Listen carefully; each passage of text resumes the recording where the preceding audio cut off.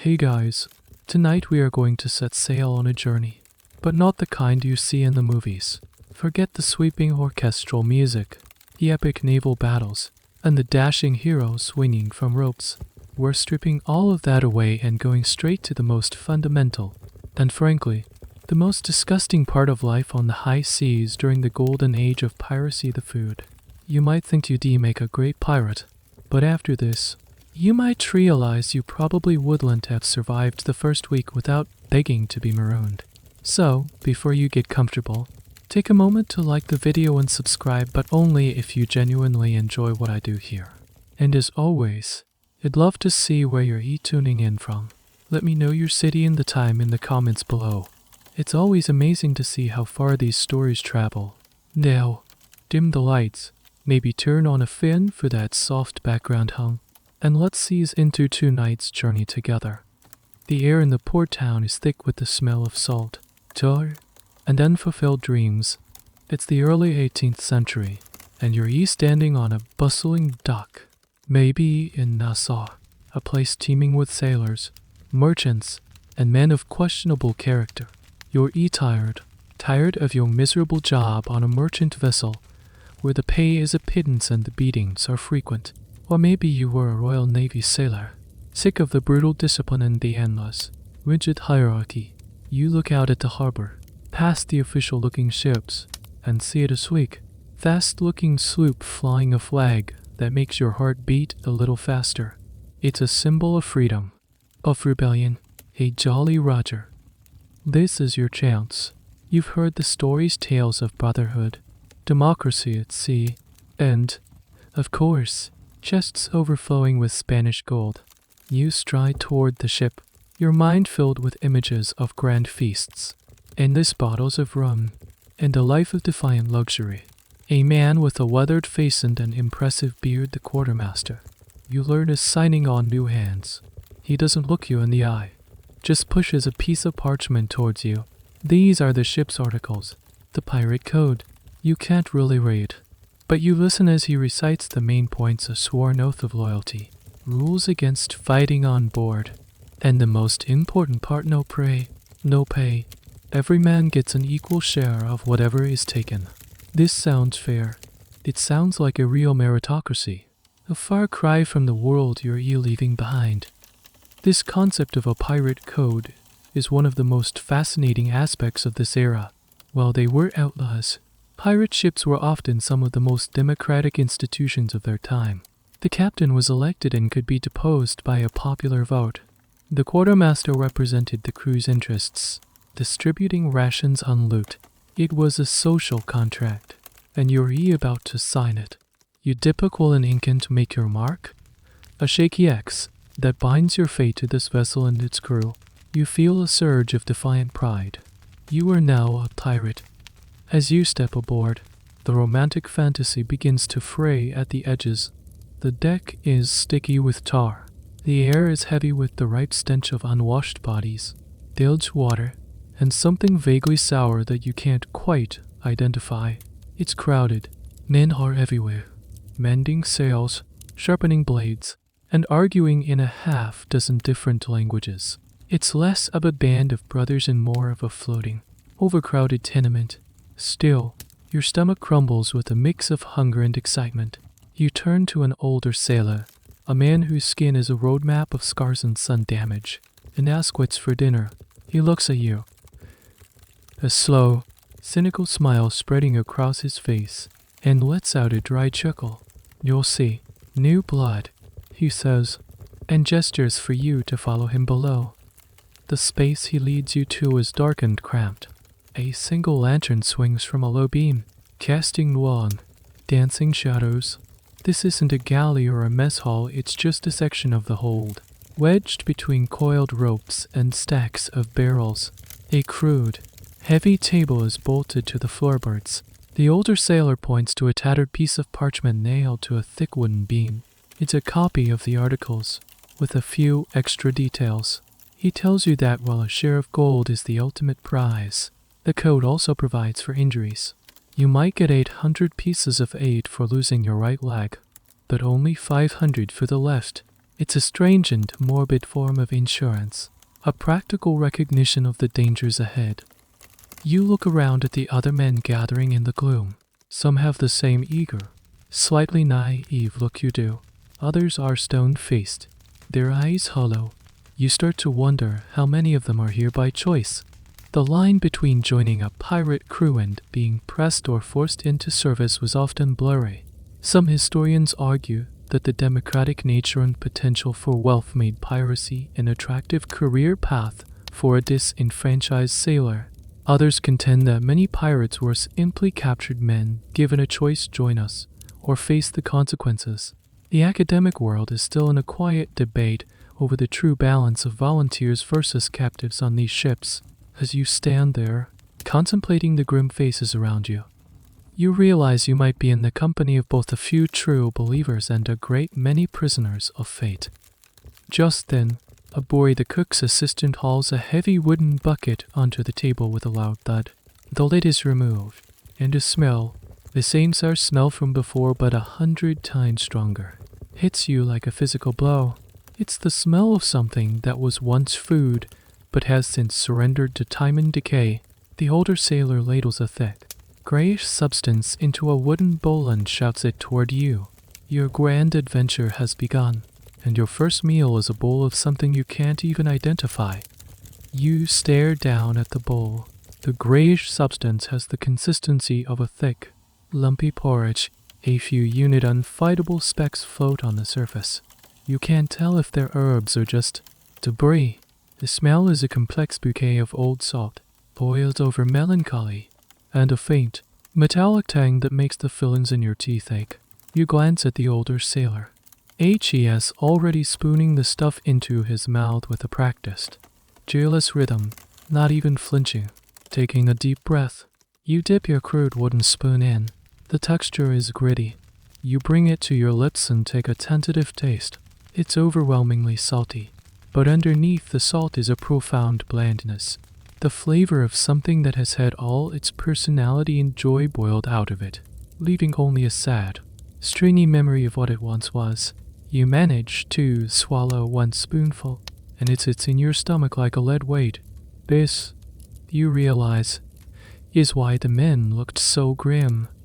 The old sailor watches you struggle, a flicker of something pity, maybe, or just amusement in his eyes.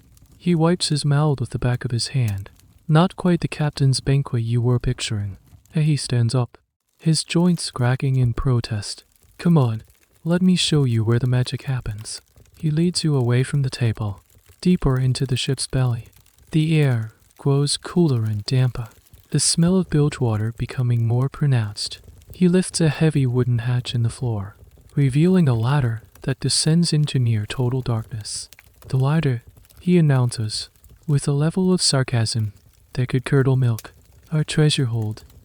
You climb down into the cramped space. A single, heavily caged lantern provides the only light, revealing stacks of barrels and coarse canvas sacks piled almost to the low ceiling.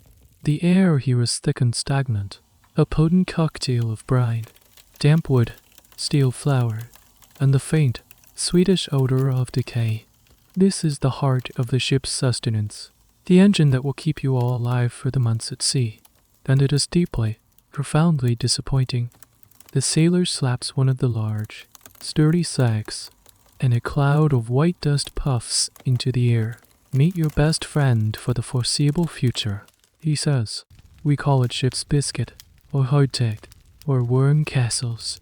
You'll find out why soon enough.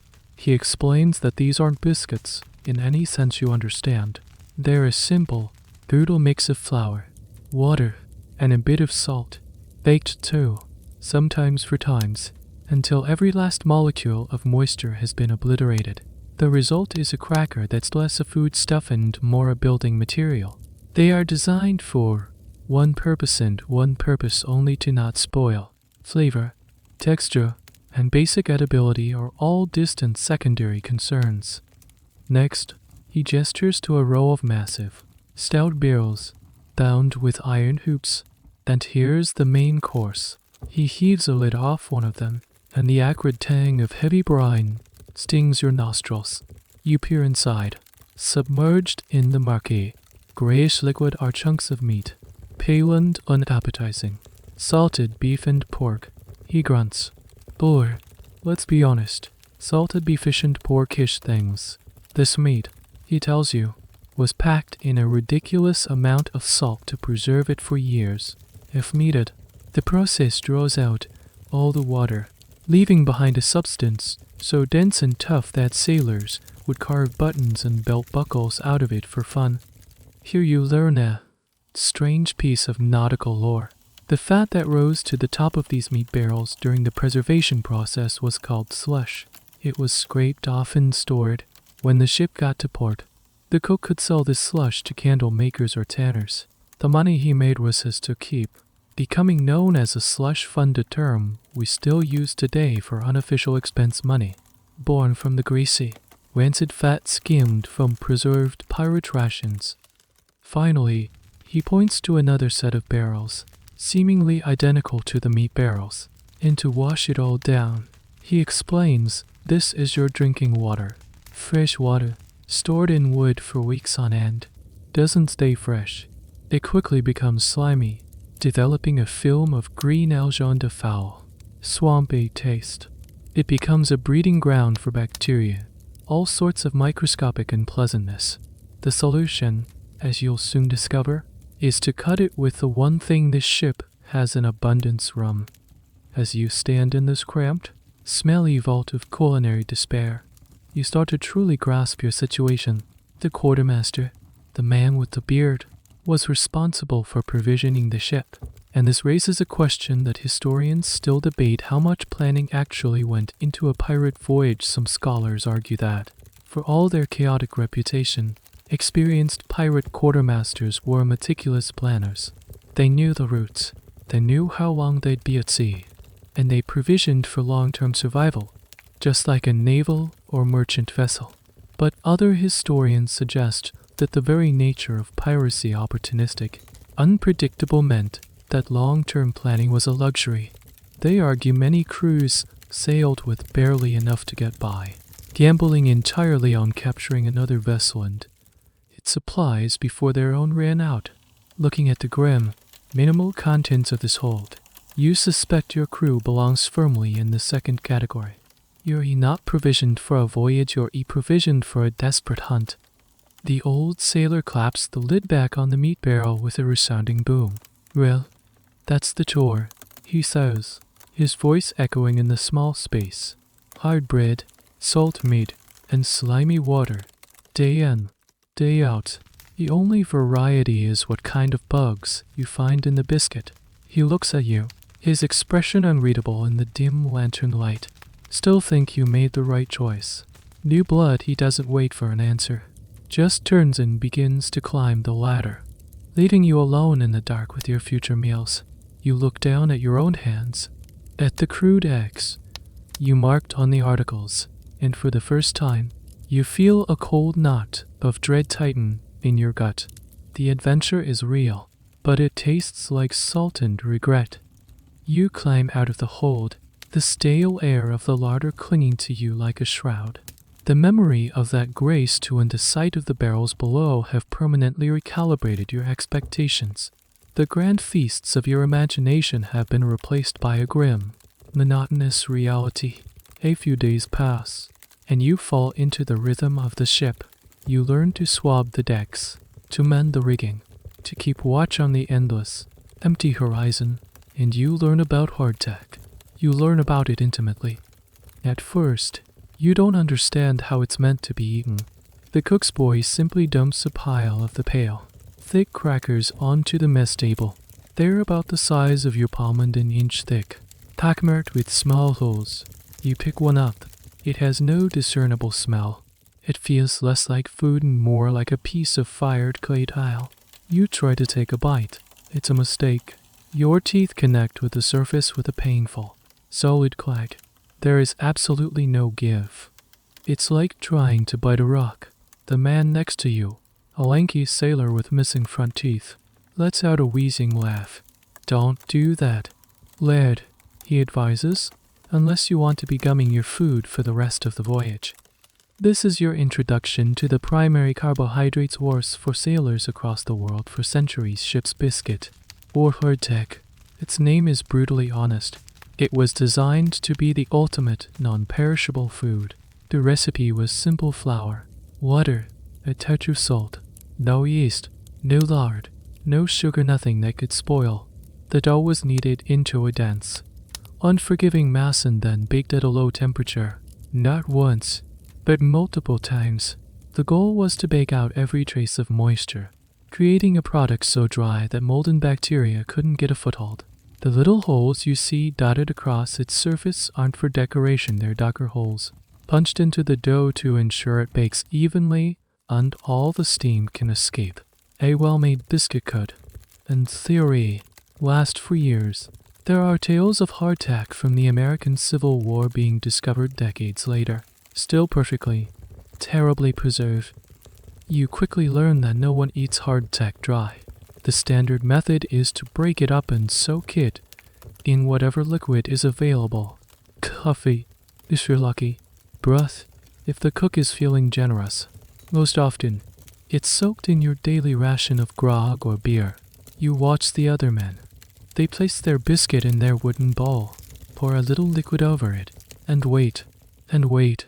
It takes a surprisingly long time for the liquid to penetrate the dense, ceramic-like structure of the biscuit. It's a slow, patient process. One evening, you're attempting this ritual yourself, watching your own biscuits stubbornly resist the weak beer in your bowl. You notice a small, dark speck on the surface. You assume it's a bit of dirt and try to flick it off, but then you see another, and another. You look closer in the dim lantern light. The specks are moving. They are tiny black-headed grubs, wriggling their way out of the minuscule tunnels they've burrowed within your dinner. Your stomach turns. This is what the old sailor meant by worm castles. You've just been introduced to the ship's biscuit's most common companion, the weevil. Specifically, the flour weevil or the biscuit weevil. These insects would lay their eggs in the flour back at the bakery, long before it was even baked. The baking process wouldn't always kill all the eggs buried deep within the dense dough. So, sealed in sacks and stored in the dark, warm hold of a ship, the eggs would hatch. The larvae would wake up and find themselves in a paradise of endless, starchy food. They would live their entire lives inside your biscuit, eating and growing. Sailors had a grimly affectionate name for them, the crew's protein. This is where one of the most persistent debates among maritime food historians lies. Did sailors actually care about the weevils? The romanticized version is that sailors were so tough and so hungry, they just ate the weevils as a welcome source of extra protein, no questions asked. The common saying was, it's better to eat weevils than to eat nothing at all. But many historical accounts and sailors' journals paint a different picture. They describe the weevils with disgust, detailing methods to get rid of them. The most common technique was to tap the biscuit firmly on the table. This was called drumming the biscuit. The vibrations would encourage the adult weevils and larvae to fall out, but you could never get them all. You try it yourself. You wrap your biscuit on the edge of the table. A small shower of wiggling specks and find us weevil dung. You realize with a shudder falls onto the wood. You do it again. More fallout. But you know, deep in your heart, that the biscuit is still honeycombed with their brethren. You face a choice. Do you try to eat around the infestation? Or do you follow the advice of the veterans? They tell you to just eat it in the dark. That way, you can't see what you're putting in your mouth. What you don't know can't hurt you. Or at least, it won't make you lose your appetite, an appetite you desperately need to maintain. That night, you make your decision. You take your weevil-laced, beer-softened biscuit mash and find the darkest corner of the deck. You close your eyes, you hold your breath, and you eat. The texture is still gritty, but now there's an occasional, almost imperceptible softness to some of the bits. You try not to think about what it is. You just chew and swallow, forcing it down. This is survival. This is the reality of your new life. You are a pirate, a free man, a rebel, and you are eating bugs in the dark, trying to convince yourself they're just part of the flavor. After a few weeks at sea, you've grown accustomed to the ritual of drumming your biscuit in the dark. The initial shock has faded into a dull, resigned acceptance. You've even developed a morbid sense of humor about it, joining in the grim jokes about whose biscuit has the liveliest livestock. But the hardtack is only one half of the grim culinary equation. The other half is the meat. Once a week, if the quartermaster deems it so, is a meat day. This is, in theory, a cause for celebration. A break from the relentless cycle of starchy, bug-filled crackers. The cook's boy, with the help of another sailor, wrestles one of the heavy brine barrels up from the hold. The air immediately fills with the sharp, almost chemical smell of preservation. The lid is pried off, and the cook, a grizzled man with one eye and a terrifyingly large cleaver, reaches into the gray, sloshing liquid. He pulls out a chunk of what is allegedly beef. It looks less like something that came from a cow and more like a piece of driftwood that has been petrified. It is a deep, unnerving shade of brownish gray, streaked with veins of yellowish fat. It's hard and strangely fibrous. The sheer amount of salt used in the preservation process has leached all the water, color, and life out of the flesh, leaving behind a dense, mineral-heavy block of protein. This was the pinnacle of food preservation technology for its time, a method known as corning. From the large corns of salt used, the meat was layered with salt in a barrel, and then a heavy brine was poured over it, ensuring it would be safe from bacteria for years. To save, perhaps. It was preserved so effectively it was barely recognizable as food. The first step in making this meat edible is to try and reverse the process. The cook drops the stone-like chunk into a large bucket of seawater and leaves it to soak. For hours, sometimes for a full day. The goal is to draw some of the overwhelming salt back out of the meat. But this process is a delicate and often failed balancing act. Soak it too little, and the resulting stew will be so salty, it's inedible, making your lips pucker and your tongue feel like sandpaper. Soak it too long, especially in warm climates, and the meat will begin to spoil in the stagnant water, developing a new and even more unpleasant layer of flavor. You watch the cook later that day as he prods the soaking meat. He declares it ready. He heaves the dripping gray slab onto a wooden cutting board and brings his cleaver down with a mighty thwack. The sound is less a wet, fleshy chop and more a dull, woody thud, as if he were splitting a log. He has to put his full weight into it to break the meat down into smaller, more manageable pieces. The sailors have a name for this stuff: mahogany or salt horse, a testament to both its color and its unyielding toughness. There's a popular sailor's joke you hear for the first time a man breaks his knife trying to cut his portion of salt beef, and when he complains to the cook tells him the meat is barely a year old and should be tender as chicken.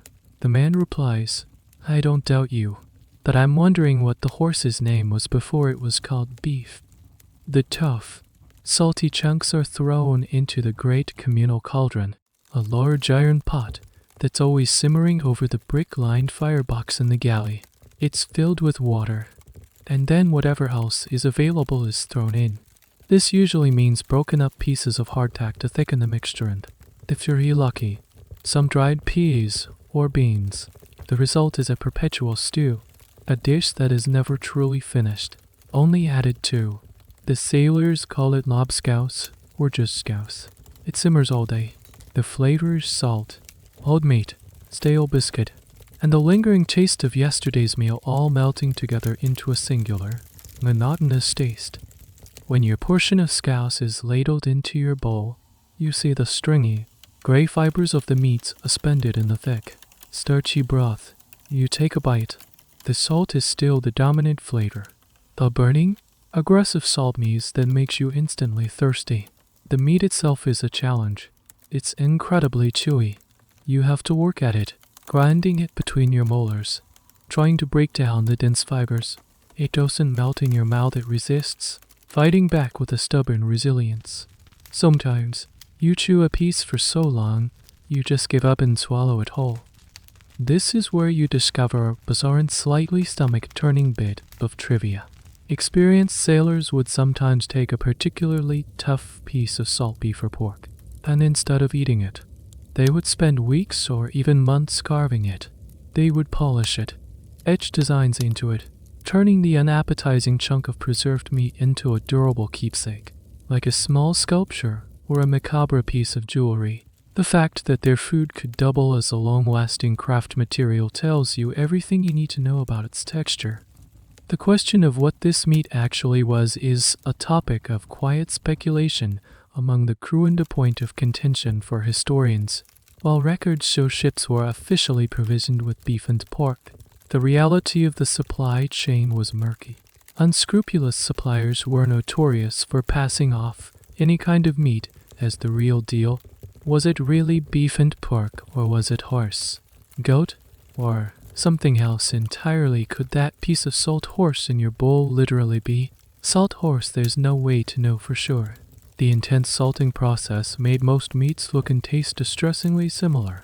Historians digging through naval archives can find the official purchase orders, but the truth of what ended up in those barrels on a pirate ship, bought hastily or stolen from a third-rate merchant, is lost to time. You finish your bowl of scouse, your jaw aching from the effort. It's filling, in a heavy, burdensome way. It provides calories, it provides protein, but it provides absolutely no joy. You look over at the other men, their faces illuminated by the swinging lantern. They eat with a grim determination, a shared understanding of this culinary punishment. This weekly ritual isn't a treat, it's just a different kind of hardship, a chewy, salty reminder of how far you are from a decent meal, and how long the journey ahead will be. Your jaw still aches from the battle with the salt beef, and your tongue feels like a dried sponge. The aggressive saltness of the meal creates a desperate, clawing thirst. You stumble over to the scuttlebutt, the large cask on deck that holds the crew's daily ration of drinking water. The name itself is a piece of living history about was a type of cask, and scuttled meant a hole was cut in it for access. It was the place where sailors would gather to get a drink and exchange, gossip the ship's water cooler. We still use the term scuttle, but for rumors today. A tin cup, or dipper, is chained to the cask. You fill it and bring it to your lips. Expecting relief, what you get is something else entirely. The water is tepid, the same temperature as the humid Caribbean air. It's not clear. It has a faint, yellowish green tinge and a slick, almost oily texture. In the smell, it smells like a pond that has given up. A scent of wet, decaying vegetation, and damp earth. You take a sip. The taste is vile. It's swampy, stale, and alive in a way that water should never be. You can feel the slime coat your tongue. You sit down out of sheer necessity, but it does little to quench your thirst and leaves you feeling vaguely nauseous. This is the reality of water at sea, stored in wooden casks for weeks or months. It was a perfect incubator. The wood itself would harbor bacteria. Algae would bloom in the stagnant liquid, creating the green slime you can now taste. Insects would fall in and drown.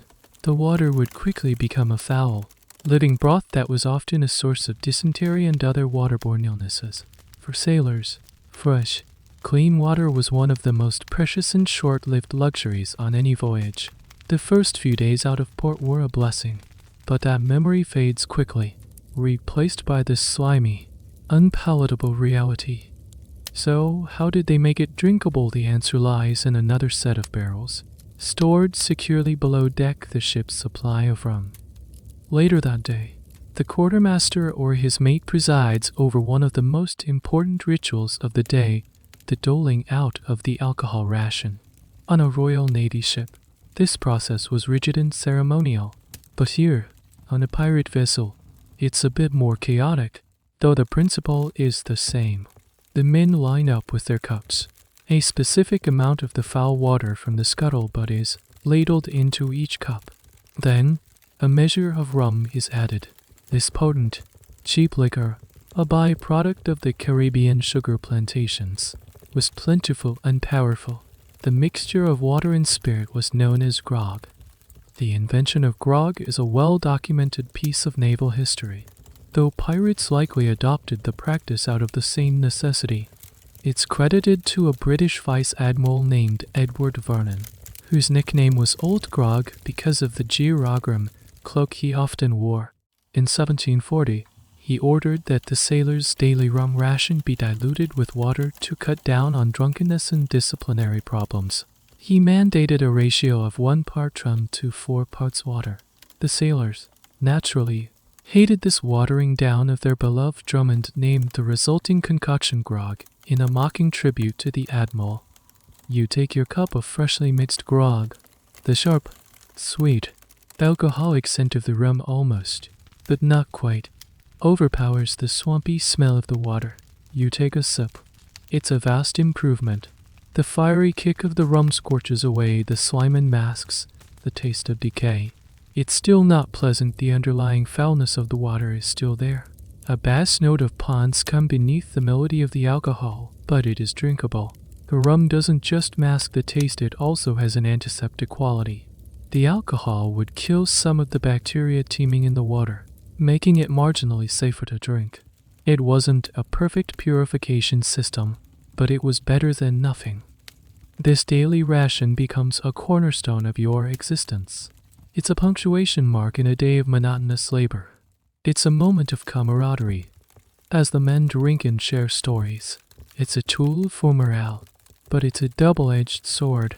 While the rum makes the water palatable and offers a brief escape from the drudgery of life, its constant presence creates a state of low-grade, perpetual intoxication among the crew. This could dull the senses, slow reaction times, and fuel arguments that could easily escalate into violence, despite the articles forbidding it. A debate still simmers in academic circles about the true role and quantity of alcohol on pirate ships. The popular image, fueled by movies and books, is of pirates constantly swigging from bottles of rum, perpetually drunk and chaotic. Some evidence supports this, with accounts of crews descending into week-long benders after capturing a prize ship laden with liquor. However, other historians argue that this is an exaggeration. An effective pirate ship required a disciplined and functional crew.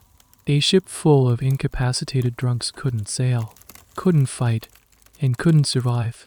They proposed that on a well-run pirate vessel, alcohol consumption was likely controlled, rationed carefully by the quartermaster, just like on a naval ship. The goal was to maintain morale, not to create chaos. The truth, as is often the case, probably lies somewhere in the middle, varying wildly from one captain and one crew to another. You finish your grog, the warmth spreading through your chest. For a moment, you forget the slimy water, the wee avily biscuit, and the woody meat. The world seems a little softer around the edges. But, as the buzz fades, the reality returns. The grog isn't a luxury. It isn't a sign of a raucous, carefree life. It's a crude, desperate medication. It's a chemical you use to force your body to accept water that it would otherwise reject. It's the spoonful of sugar, or rather, a ladle FUL of rum that helps the medicine go down. And the medicine is simply the foul water you need to stay alive. The days bleed into one another, each marked by the same grueling routines and the same wretched food. You've learned to tolerate the slimy grog and the salty, perpetual stew. You've even, to your own horror, stopped meticulously drumming your hardtack. The grim logic of the veteran sailors has won you over. It's easier to just eat in the dim light of the mess and not think too hard about the extra crunch. But some nights, the reality of it all becomes impossible to ignore. Tonight is one of those nights. You're sitting at the mess table, staring at the 2 biscuits that constitute your evening meal. The lantern light is flickering more than usual, and in one of its brighter flashes, you see it. It's not just the small, dark-headed larvae you've grown accustomed to. This is something bigger. A full-grown biscuit weevil, a small, dark beetle, is making a slow, ponderous journey across the arid landscape of your dinner. It looks ancient and wise, like the king of the weevil castle you're about to demolish. Your stomach clenches. Seeing the larvae was one thing. They were small, anonymous specks.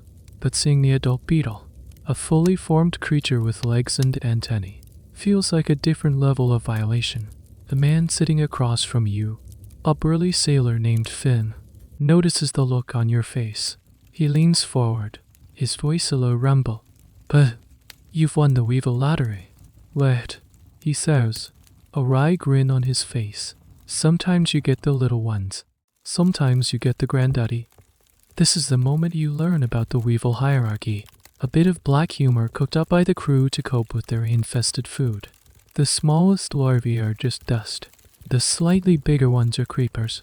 The full-grown beetles are captains. Finding a captain in your biscuit is considered a sign of a particularly well-seasoned ration. Finn explains that it's all part of the same life cycle. The beetles lay the eggs. The eggs hatch into larvae. The larvae pupate, and then they emerge as adult beetles, ready to start the cycle all over again. Your food isn't just a meal, it's a thriving, multi-generational ecosystem. You push your biscuit away, your appetite completely gone. "How can you eat this?" you ask, your voice barely a whisper. Finn shrugs, his expression turning more serious. "You have to," he says simply, "or you get weak. Then when you get weak, you get sick. Then when you get sick..."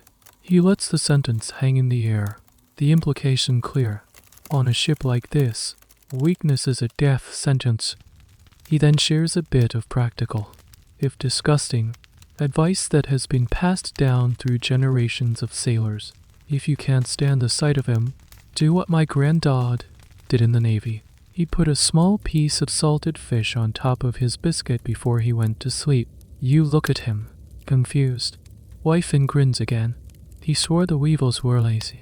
They'd rather climb out and eat the fish than stay inside and chew on the hard bread. In the morning, you just toss the fish overboard, and most of the crew with it. This bizarre tidbit of folklore is a perfect example of sailor ingenuity, born from desperation.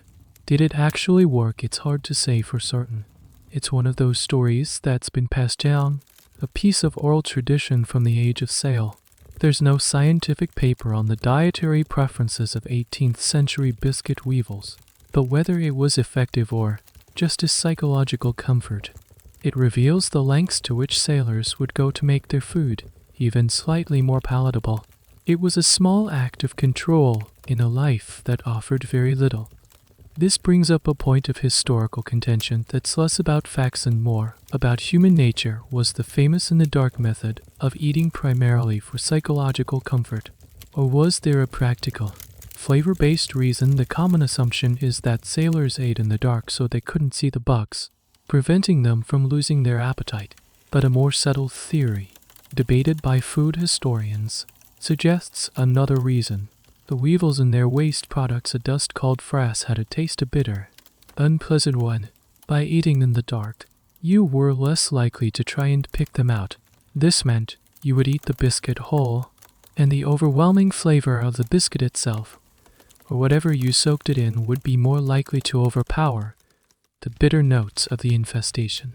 It's a grim thought. Maybe eating in the dark wasn't just about not seeing the bugs, but about not tasting them as distinctly. You look back at your biscuit, the Captain Weevil still resolutely marching across its surface. You think about the choice. You can starve, or you can find a way to stomach this. You remember Finn's words about weakness. He's right. Every calorie counts. Every ounce of strength is a shield against the dangers of this life. With a heavy sigh, you pull the biscuit back towards you. You don't have any salted fish to lure the weevils out. You only have the two options that have been presented to you since you first stepped on this ship: darkness or acceptance. You pick the biscuit up, turn your body so your back is to the lantern, and hold it in the shadow. You break off a piece, trying not to think about its inhabitants. You close your eyes, take a breath, and begin to chew. It's a small, personal surrender. The recognition that on this voyage, your survival depends on your ability to consume the unconsumable, to accept the unacceptable, and to pretend, for the sake of your own sanity, that the lottery you just won wasn't a punishment, but just another part of the meal. You've accepted your fate regarding the weevils, but the physical challenge of the hardtack remains. Every meal is a battle of attrition against an enemy that feels no pain and has no weakness. Your jaw is in a constant state of low-grade ache, and you're convinced one of your molars is starting to feel loose. You watch the veteran sailors, and you notice they all have their own specific, ritualistic methods for dealing with their biscuits. It's not just a matter of soaking them, it's an art form, a craft honed over thousands of miserable meals. The most common method, the one you've been using, is simple immersion. You break the biscuit into chunks, drop them into your bowl of grog, beer, or stew, and wait for chemistry to do its work. But patience is a virtue you don't always have, especially when you're ravenous after a long watch. You've tried to eat the biscuit before it was fully softened, and the result was a mouthful of gritty, half-dissolved paste on the outside, with the core that was still stubbornly, painfully solid. It's like eating a wet rock. One evening, you see Finn, the burly sailor, employing a more aggressive technique. He places his biscuit on the wooden table, covers it with a piece of canvas, and then smashes it into a coarse powder using a belaying pin, a short, heavy wooden rod used for securing ropes. He then tips this gravelly dust directly into his grog, stirs it into a thick, sludgy gruel, and drinks it down in a few quick gulps. He catches you staring. No time to wait for it to get soft, he explains, wiping his mouth. And it's easier on the teeth this way. It's efficient, brutal, and completely devoid of any pretense of this being a pleasant dining experience. You're not eating, you're refueling. This method, pulverizing the biscuit, was incredibly common. It was a practical solution to the biscuit's primary flaw. Some sailors would use a small, versatile hammer or even a cannonball if one was handy. The resulting powder could be mixed with water and a little bit of fat, if any was available, and fried into a slightly more palatable pancake-like dish called clat. It was still, at its core, just hardtack. But the change in form and texture was a welcome break from the monotony. Another sailor, a quiet man named Thomas who spends his off hours carving intricate knots into rope ends, has a more refined approach. You watch him one day as he takes his biscuit and, using the tip of his knife, carefully, unmethodically scrapes it. He shades off fine, thin layers, almost like HES making sawdust. It's a slow, meditative process. He lets the shavings fall into his bowl, and these smaller, thinner pieces absorb liquid much more quickly than the dense chunks. It takes him twice as long to prepare his meal as anyone else, but when he eats it, it's a uniformly soft, porridge-like consistency. It's the gentleman's approach to eating rocks. The very existence of these elaborate rituals highlights the central problem of the hardtack. It was a triumph of food preservation, but a complete failure of food design. And this leads to a fascinating historical question that food technologists and historians sometimes ponder: could they have made it better given the technology of the 18th century? Was there a way to create a long-lasting biscuit that wasn't also a dental hazard? Some argue that no, there wasn't. The dual requirements of being completely moisture-free and made from the cheapest possible ingredients, flour, water, salt, created an inevitable outcome. Any addition, lard for softness, sugar for flavor, would have drastically reduced its shelf life and increased its cost. Hardtack was the logical endpoint of the era's constraints. However, a counter-argument exists. Other seafaring cultures had their own versions of long-lasting bread, some of which were arguably more palatable. For example, Scandinavian sailors often relied on rye-based crisp breads, which were thinner and more brittle, making them easier to eat. Why did the British Royal Navy, and by extension the pirates who often stole their supplies, settle on this particular form of rock-like biscuit? The answer probably lies in scale and bureaucracy. The Navy needed to produce and transport millions of these things. A thick, sturdy biscuit was likely to break into unsalvageable crumbs during rough transport in the holds of ships. Its very hardness made it durable, a feature that was prioritized over edibility. It's a classic case of logistics triumphing over user experience. You decide to try Finn's pulverizing method. You find a heavy, smooth stone on the deck, wrap your biscuit in a spare piece of cloth, and begin to pound it. It's surprisingly difficult. The biscuit resists, absorbing the blows with a dull thud. It takes a significant amount of effort to break it down into a coarse sand. As you pound away, you discover a rather unpleasant side effect. The force of the blows not only pulverizes the biscuit but also its inhabitants. You know that you are not just crushing flour and water, you are crushing weevils, larvae, and eggs into the mix, making them an inseparable part of the resulting powder. The extra protein is now a guaranteed ingredient. You pour the gritty powder into your bowl of water and drum, creating a muddy, unappetizing slurry. You hold your breath and drink it down. Finn was right, it's fast, and it saves your teeth. But it feels like you've just consumed a cup of wet sand. It's filling but deeply unsatisfying. As you finish, a small, sad thought enters your mind. You just spent 10 minutes of hard labor preparing your food, only to make it taste even worse. This is the art of eating on this ship, a constant negotiation between time, effort, and palatability, where you can rarely have all three. You are learning to master the techniques, but you're also learning that mastering them doesn't make the food any better. It just makes it possible to survive until the next miserable meal. You've finally gotten used to the peculiar rhythm of your diet. You smash your biscuit. You endure the salty chew-iness of the meat. You choke down the slimy water masked by rum. A grim acceptance has settled in. You think you've seen the worst this floating kitchen has to offer. You are wrong. It starts with the smell. It's not the familiar, honest stench of bilge, water, or unwashed bodies. It's not the sharp, clean smell of salt brine. This is something new. It's a greasy, sour smell with a sharp, cheesy undertone. It's the smell of fat that has gone rancid. The odor seems to cling to the air, getting stronger as you approach the galley. There, you see the cook, the one-eyed veteran, hunched over the cutting board. On it lies a piece of salt pork, freshly pulled from the barrel, but it doesn't look like the other pieces you've seen.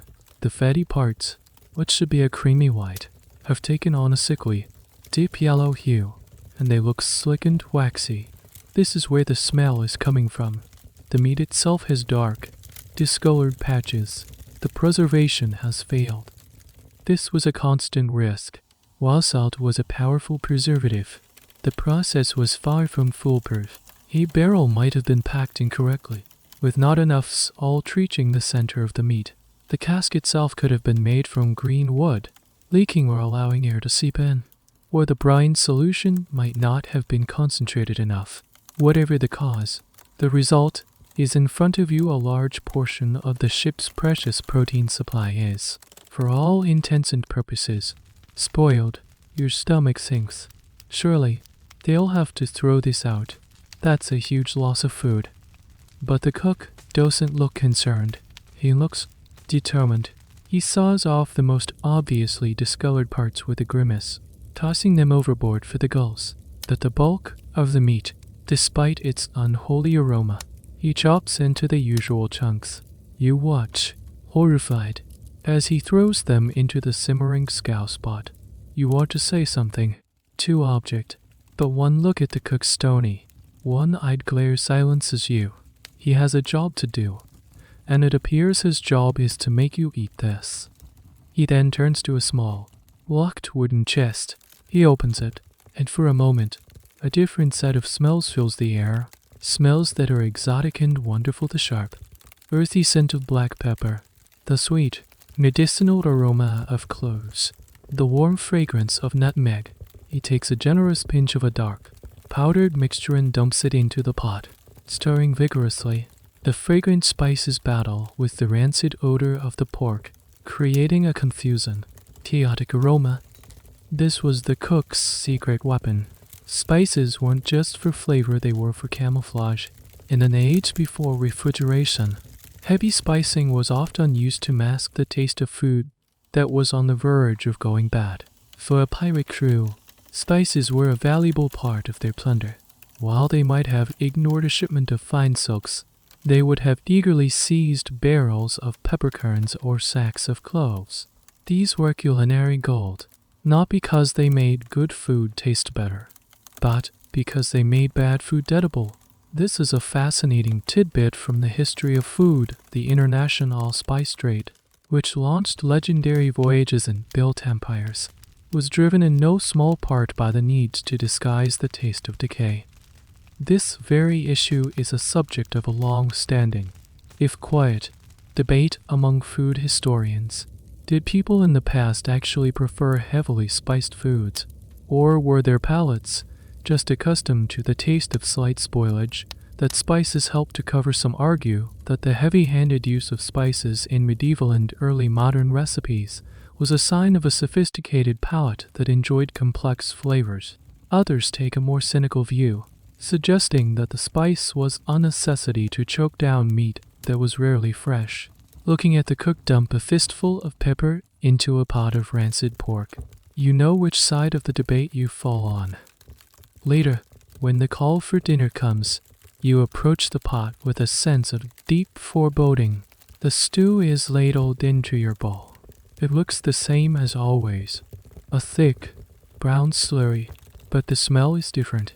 The rancid note is still there, but it's hiding behind a strong wall of spice. You take a bite.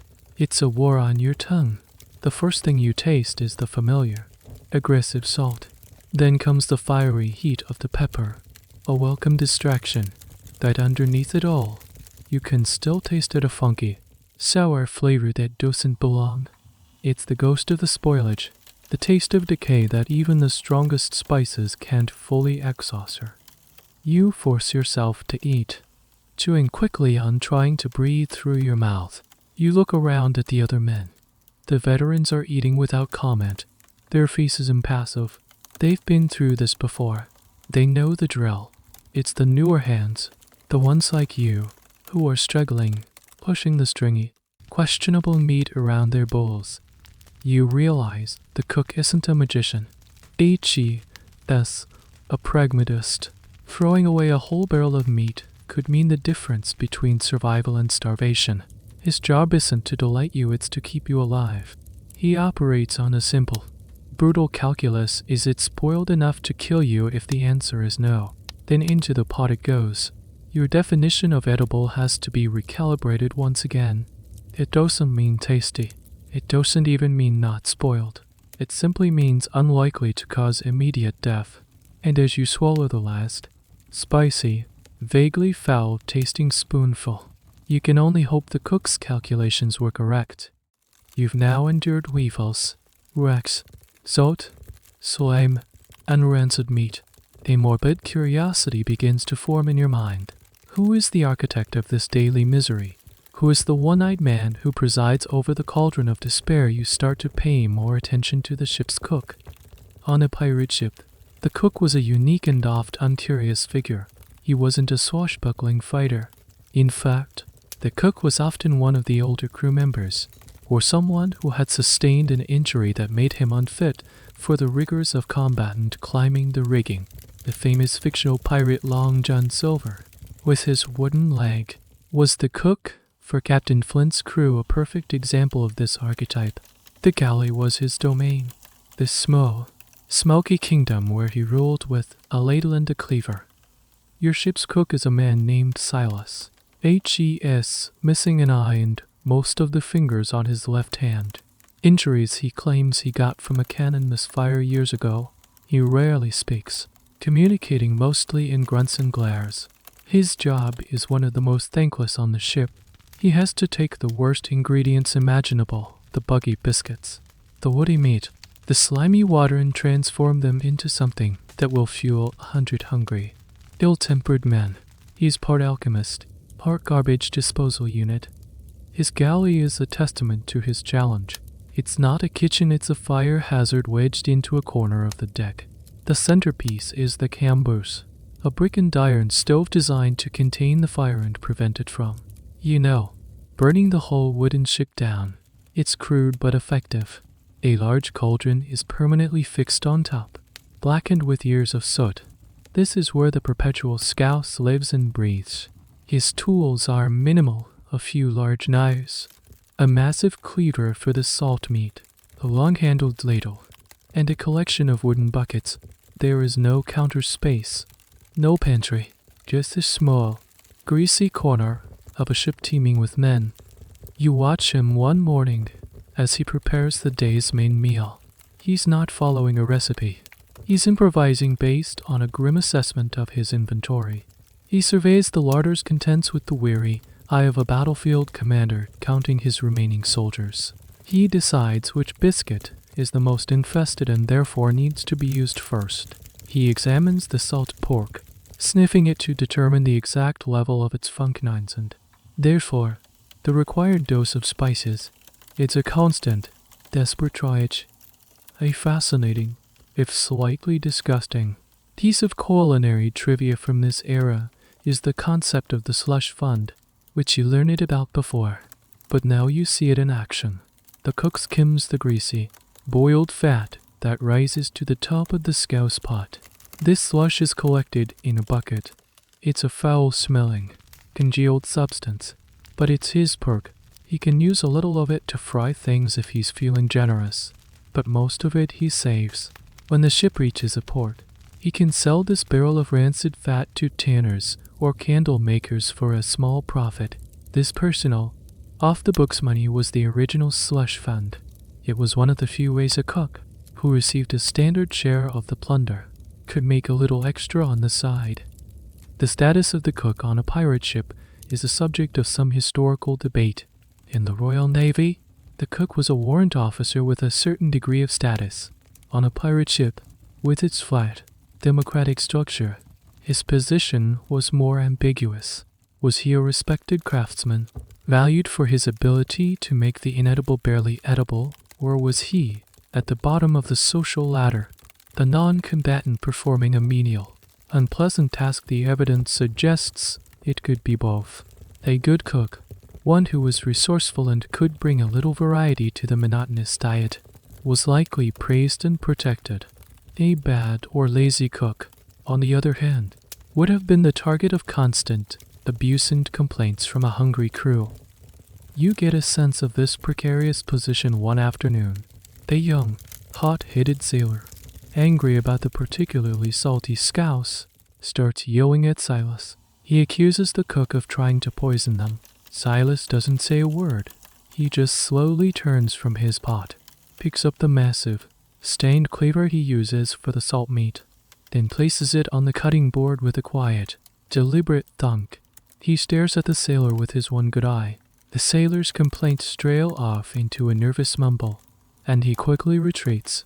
The message is clear: do not mess with the man who feeds you, no matter how badly he does it. Later, you see a different side of him. You're huddled on the deck, feeling a damp chill in the air. Silas, without a word, ladles a cup of hot, steaming liquid from a smaller pot and shoves it in your direction. It's not grog or stew. It's a weak, bitter brew made from some sort of dried leaves he keeps in his personal chest. It's not delicious, but it's hot, and it warms you from the inside out. It's a small, rare act of kindness. You realize Silas isn't a monster or a menace. He is a survivor, just like everyone else. He is a craftsman working with the worst materials in the world. He is not trying to create a culinary masterpiece. He is not even trying to make you happy. He is fighting a daily war against spoilage, monotony, and infestation. And his victory is measured not in compliments, but in the simple fact that the crew has enough calories in their bellies to haul the ropes and fight the fights that might, just might, lead them to a prize worth taking. The food is a disaster, but the cook is the one standing between you and a slightly faster, more miserable death. And for that, in a strange way, you're grateful. The days have blurred into a hazy routine of hard labor fueled by Hardtack. The sun beats down. The ship rocks in the endless swell, and the only reliable comfort, the only true punctuation mark in the monotonous sentence of your life, is your daily ration of grog. At first, it was a necessity. a way to choke down the foul water. The nail, it's become something more. It's a friend. It's a medicine for the soul. The late afternoon ritual is now the anchor of your day. The men gather, their moods lifting perceptibly. The quartermaster stands by the rum barrel, the grog tub, ready to dispense the day's salvation. The standard mix, as decreed by Admiral Vernon back in the Navy, was for parts water to 1 part rum. But on a pirate ship, rules are more like suggestions. The ratio can be flexible if morale is low, or if a celebration is in order. The grog might become a little more assertive. You take your cup, and the familiar, fiery liquid slides down your throat. The warmth spreads through you, a pleasant, fuzzy blanket that softens the hard edges of reality. The splinter in your hand doesn't throb as much. The constant, dull ache in your back subsides. The grim faces of your crewmates seem a little less grim. For a few blessed hours, the world is a better place. This is the seductive power of grog. It was just about making the water safe. It was a powerful tool for managing the psychological toll of life at sea. It dulled the misery, quieted the anxiety, and fostered a sense of communal cheer. But you're starting to notice the downsides. You see men whose hands have a constant tremor until they've had their afternoon ration. You see arguments that flare up over nothing, fueled by the easy confidence of alcohol. You see skilled sailors fumbling with knots that should be second nature to them. To make the grog a little more palatable and, supposedly, healthier, it was often mixed with other ingredients. The most common additions were sugar and lime juice. This created a drink that was essentially the world's first cocktail. The sugar made it more pleasant to drink, and the lime juice, as the British Navy would famously discover, was a crucial weapon against the dreaded disease of scurvy. This classic combination rum, water, sugar, and lime is the ancestor of many modern tiki drinks. When you're sipping a daiquiri on a sunny patio, you're enjoying a direct descendant of the rough, vital grog that sailors drank to survive. You learn a new term from the older sailors, splicing the main brace. The main brace was one of the most important tropes on the ship, essential for controlling the main mast. If it snapped in a storm or in battle, repairing it was an incredibly difficult and dangerous job. As a reward for this arduous task, the captain would order an extra ration of rum for the men involved. Over time, splicing the main brace became a general naval term for having a celebratory drink. You hear the quartermaster declare it one evening after the crew successfully weathers a nasty squall, and a cheer goes up. The grog that night is noticeably stronger, and the singing on the deck lasts long into the night. The exact nature of the rum on these ships is another point of historical fuzziness. We think of rum as a specific category of spirit, but in the 18th century, the term was much broader. The rum that pirates drank was not the aged, refined, flavorful stuff you might find in a bottle today. It was often a harsh, high-proof spirit, freshly distilled and cheap as dirt. It was called Kill Devil for a reason. It was potent and punishing. Furthermore, the quality and type could vary wildly depending on where it was sourced. A pirate ship might have barrels of raw, fiery rum from Barbados, a smoother rum agricole made from sugarcane juice from a French island like Martinique, or even a cheap, molasses-based spirit from a New England distillery. The contents of the rum barrel were likely a motley, inconsistent mix, a reflection of their opportunistic supply chain. Historians often debate the extent to which pirate democracy influenced the rum ration. On a Navy ship, the ration was fixed and non-negotiable, but on a pirate vessel, could the crew vote for a stronger grog? Some accounts suggest this was possible. A popular captain might be one who was generous with the rum, while a stingy quartermaster could face a mutiny, or at least a vote of no confidence. It was a delicate balance. The leadership had to provide enough alcohol to keep the crew happy and compliant, but not so much that the ship descended into a state of drunken anarchy. It's a strange sort of political negotiation, where the currency is proof, not policy. You finish your cup, the pleasant buzz settling deep in your bones. You look out at the horizon, at the sun setting in a blaze of orange purple. In this moment, with the rum warming your belly and the camaraderie of the crew around you, you can almost forget the misery. You can almost believe in the romantic fantasy again. The grog helps you see the beauty of the sunset, but it also blurs your vision to the rot in the food, the danger of the work, and the ever-present threat of disease and death. It's your best friend on this ship, a constant, reliable companion, but it's a treacherous friend, one that makes the prison of your life just comfortable enough that you might stop trying to escape. The pleasant, rum-induced haze can only mask the underlying reality for so long. Your body is starting to send you warning signals, subtle at first, but persistent. It begins with a profound sense of exhaustion. You feel a weariness that sleep doesn't seem to cure. Your muscles ache, not just from the hard labor, but with a deep, bone-sore fatigue. You chalk it up to the sea, the work, the poor sleep in the cramped, swaying hammock. But then, other symptoms start to appear. One morning, you're chewing on your slurry of crushed hardtack, and you notice a strange, metallic taste in your mouth. It's faint, but it's there. Later that day, you're checking a rope for frays, and you run your tongue over your gums. They feel puffy, spongy and swollen. When you get a chance to look at them in a small, polished piece of metal you use as a mirror, you're alarmed. They look unnaturally red and inflamed, almost purple in places. They're tender to the touch. You try to ignore it, but the signs become harder to dismiss. Small, unexplainable bruises start to appear on your legs and arms. Dark splotches that you don't remember earning. Old scars, ones that had healed years ago, begin to ache and take on a strange, reddish tinge, as if they are becoming inflamed all over again. You quietly asked Finn, the veteran sailor, about it. You show him your swollen gums. He looks at them with a practiced, grim eye. He doesn't say the word, not at first. Instead, he asks a simple question: how long have we been at sea? Lad, you count the weeks. It's been almost 3 months since you last saw land.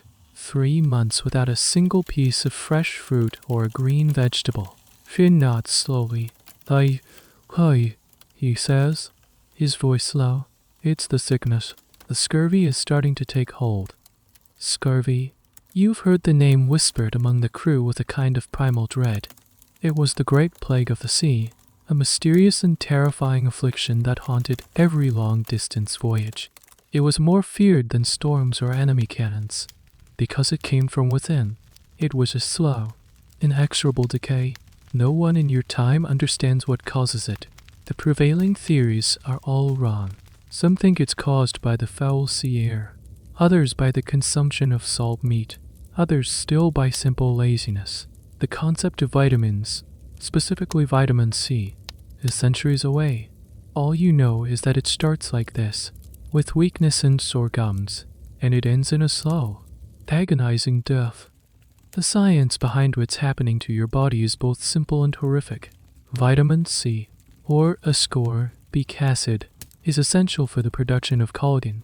Collagen is the glue that holds your body together. It's a key protein in your skin, your blood vessels, your bones, and all your connective tissues. Without a constant supply of vitamin C, your body can't produce new collagen, and the existing collagen begins to break down.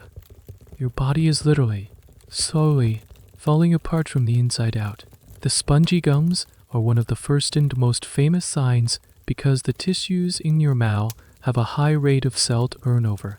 The walls of your smallest blood vessels, the capillaries, become brittle and weak, leading to the spontaneous bruising you're seeing on your legs.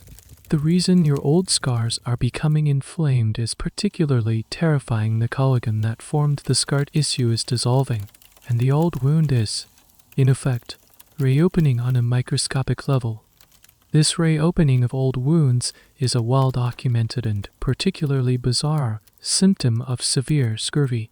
There are historical accounts of sailors whose old knife wounds and even broken bones healed for decades, would begin to ache and break down again as the disease progressed. It's a testament to how fundamental collagen is to the body's structure and integrity. The historical debate around scurvy is not about its effects, which were terrifyingly clear, but about why it took so long to find a cure, especially when the cure was often right under their noses. For centuries, sailors on long voyages suffered and died from this disease. Yet, there were clues all along. It was known that the disease vanished as soon as the ship made landfall and the crew had access to fresh food. Some indigenous populations knew that chewing on certain types of evergreen needles could ward off winter sickness, but these were isolated pieces of folk wisdom, not systematic knowledge. Even when a Scottish naval surgeon named James Lind conducted one of the first controlled clinical trials in history, in 1747 giving different groups of score. But I see sailors' various supposed remedies and finding that citrus fruits produced miraculous recovery, the Admiralty was slow to adopt the findings. It took them nearly 50 years to make lemon or lime juice a standard issue in the Royal Navy. Why the delay? Bureaucracy, cost, and a stubborn adherence to incorrect medical theories all played a part. The academic establishment of the day was resistant to the idea that a common food could cure a major disease. It seemed too simple. Back on the deck of your pirate ship, none of this history matters. All you know is that you have the first, undeniable signs of the sailor's nightmare. A cold fear, different from the fear of battle, settles in your gut. This is an enemy you can't fight with a cutlass or a pistol. It's a silent, internal betrayer. Finn puts a hand on your shoulder. Chew on your biscuit. Lad, keep your strength up, he advises, and pray we take a prize soon. A prize with a full larder. You look out at the endless blue horizon. It no longer looks like a field of opportunity.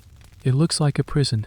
You are trapped on this floating speck of wood, with a rotting pantry and a disease that is slowly ungluing you from the inside. Your only hope for a cure is violence and theft, the chance to steal fresh fruit from another ship before your own body completely fails you. The scurvy is no longer a subtle whisper, it's a constant, nagging shout. The spongy, purple gums you first noticed have now become a source of genuine misery. They bleed whenever you try to chew your wretched biscuit slurry, leaving a coppery tang of blood mixed with the stale taste of your meal.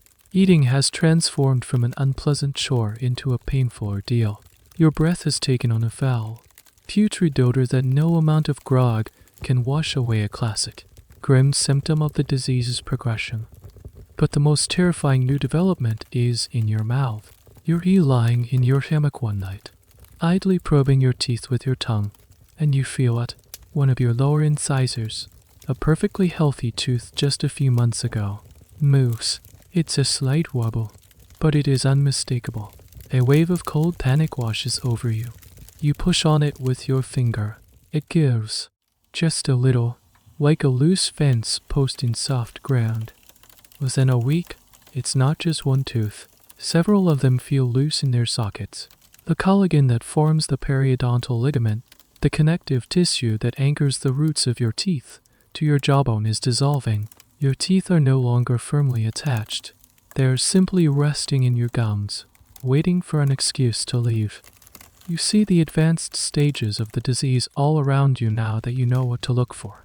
You see men who can no longer chew at all, subsisting on whatever thin broth the cook can make for them. You see a sailor smile and reveal a landscape of blackened purple gums with gaping holes where teeth used to be. The deck of the ship becomes a gallery of dental horror. You hear a man cry out in frustration and pain as he loses another tooth while trying to bite into a piece of softened pork. The physical degradation is relentless.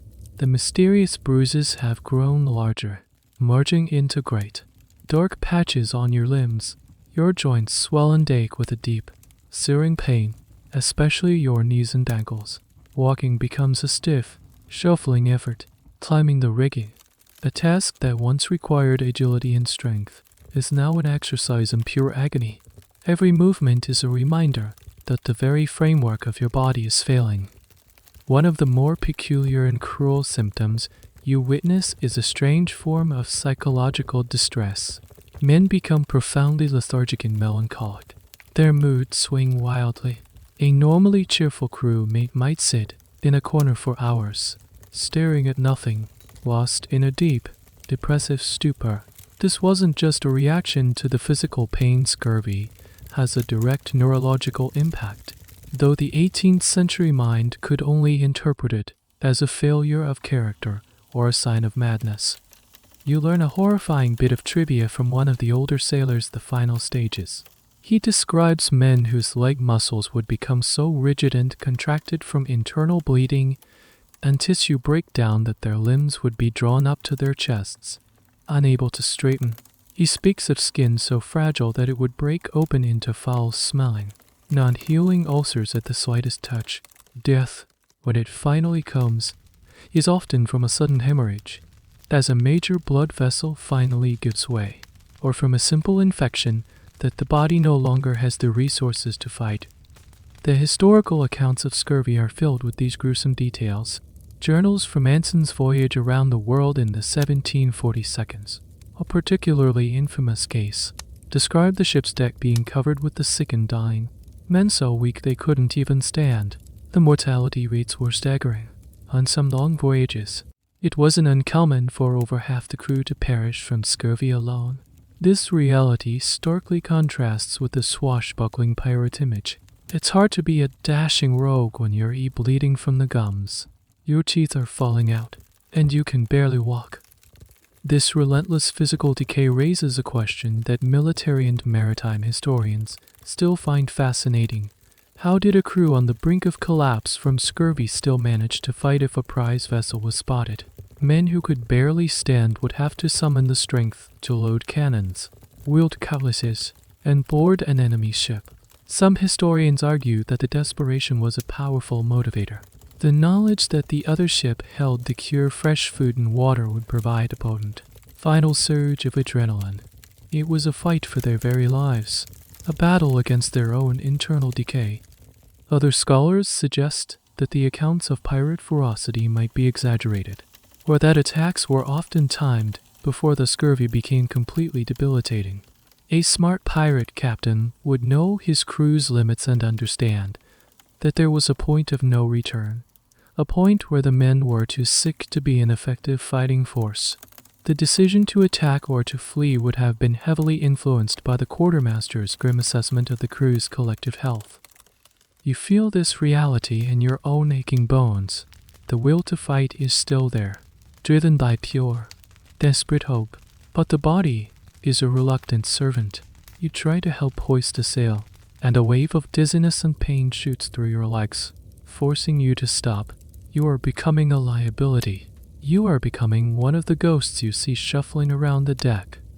One evening, you lose your first tooth. It doesn't come out with a dramatic crack or a gush of blood.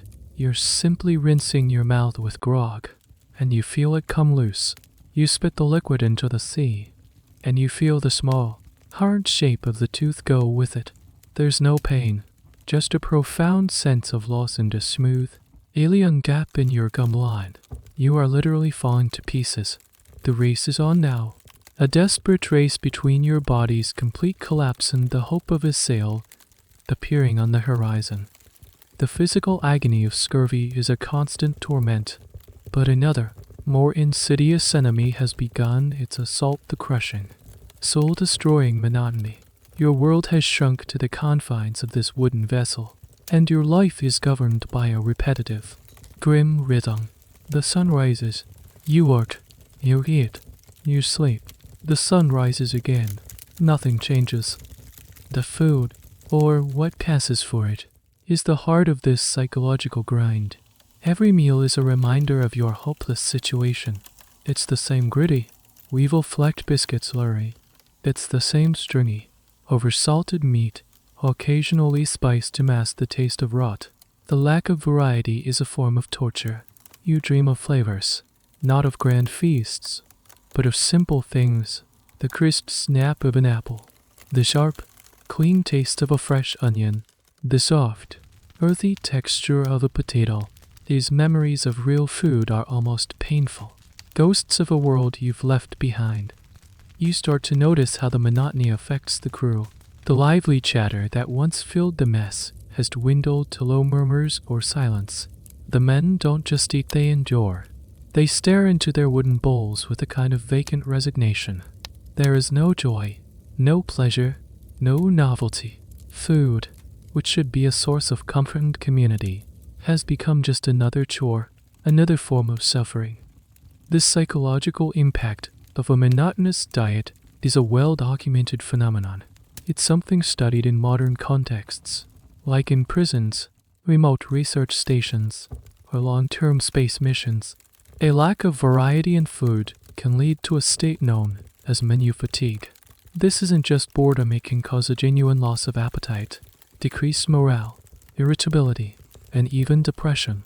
You are living in a perfect 18th century laboratory for this condition. The gnawing hunger in your belly is matched only by the profound lack of desire to eat the only food that is available. You see this play out in strange ways. Some men become obsessed with their rations, hoarding their biscuits or arguing fiercely over a slightly larger piece of meat. It's not about the nutritional value, it's about exerting some small amount of control in a world where they have none. Others go the opposite way, becoming completely apathetic. You see a sailor simply give his ration away, saying HES not hungry, even though HES wasting away from scurvy and lack of calories. The will to eat has been eroded by the sheer awfulness of the food. A curious piece of sailor lore you learn is the concept of duff. On special occasions, maybe a Sunday, or to celebrate crossing the equator, the cook might make a duff. This was a simple, boiled pudding made from flour, water, and slush the skimmed fat, sweetened with a little bit of sugar or molasses if available. Sometimes raisins or other dried fruit, called plums, would be added, making it a plum duff. It was dense, heavy, and greasy, but it was different. The anticipation for Duff Day is palpable. The mood of the whole ship lifts. The men talk about it for days beforehand, when the cook finally hauls the great tail, quivering mass out of the boiling bag. It's treated with a reverence usually reserved for treasure. It's a break in the pattern, a tiny island of novelty in a vast ocean of sameness. The fact that this simple, stodgy pudding could be the absolute highlight of a sailor's month tells you everything you need to know about the bleakness of their daily fare. The question of why pirate captains didn't do more to alleviate this boredom is a point of quiet historical speculation. While their primary goal was plunder, a captain's success depended on the morale and effectiveness of his crew.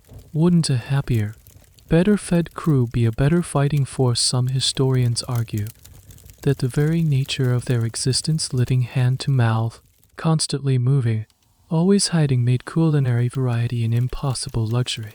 They took what they could get, and what they could get was usually the same long-lasting, uninspiring staples: biscuit and salt meat. A more cynical take, however, suggests that perhaps the monotony served a purpose for the ship's leadership. A crew that is lethargic, depressed, and focused only on the next meal is a crew that is less likely to be thinking about mutiny, questioning orders, or demanding a different course of action. The soul-crushing diet might have been an unintentional but effective tool of social control, keeping the men in a state of resigned compliance. The truth is likely a combination of practicality and unintended consequence. You find your own ways of coping. You try to eat your meals in different parts of the ship, just for a change of scenery. You focus on the texture of the food, not the taste, trying to find some new sensation in the familiar grit and chewiness. You try to remember every good meal you've ever had in excruciating detail, replaying the flavors in your mind. It's a small, desperate act of mental rebellion against the tyranny of the single-note diet. But the monotony is a tide that pulls you under.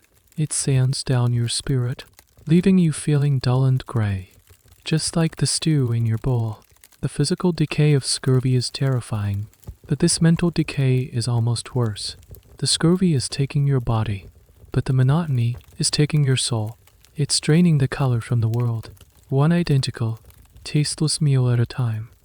You're huddled over your bowl of scouse, the same gray, thick stew you've eaten more times than you can count. The taste is a familiar muddle of salt, stale biscuit, and the lingering funk of whatever meat was used that day. But tonight, as you listlessly stir the concoction with your wooden spoon, you notice something new. Sticking out of the thick broth is a bone. This isn't unusual. The salt meat was oft unpacked with the bone in, and small pieces frequently made their way into the stew. But this bone is different.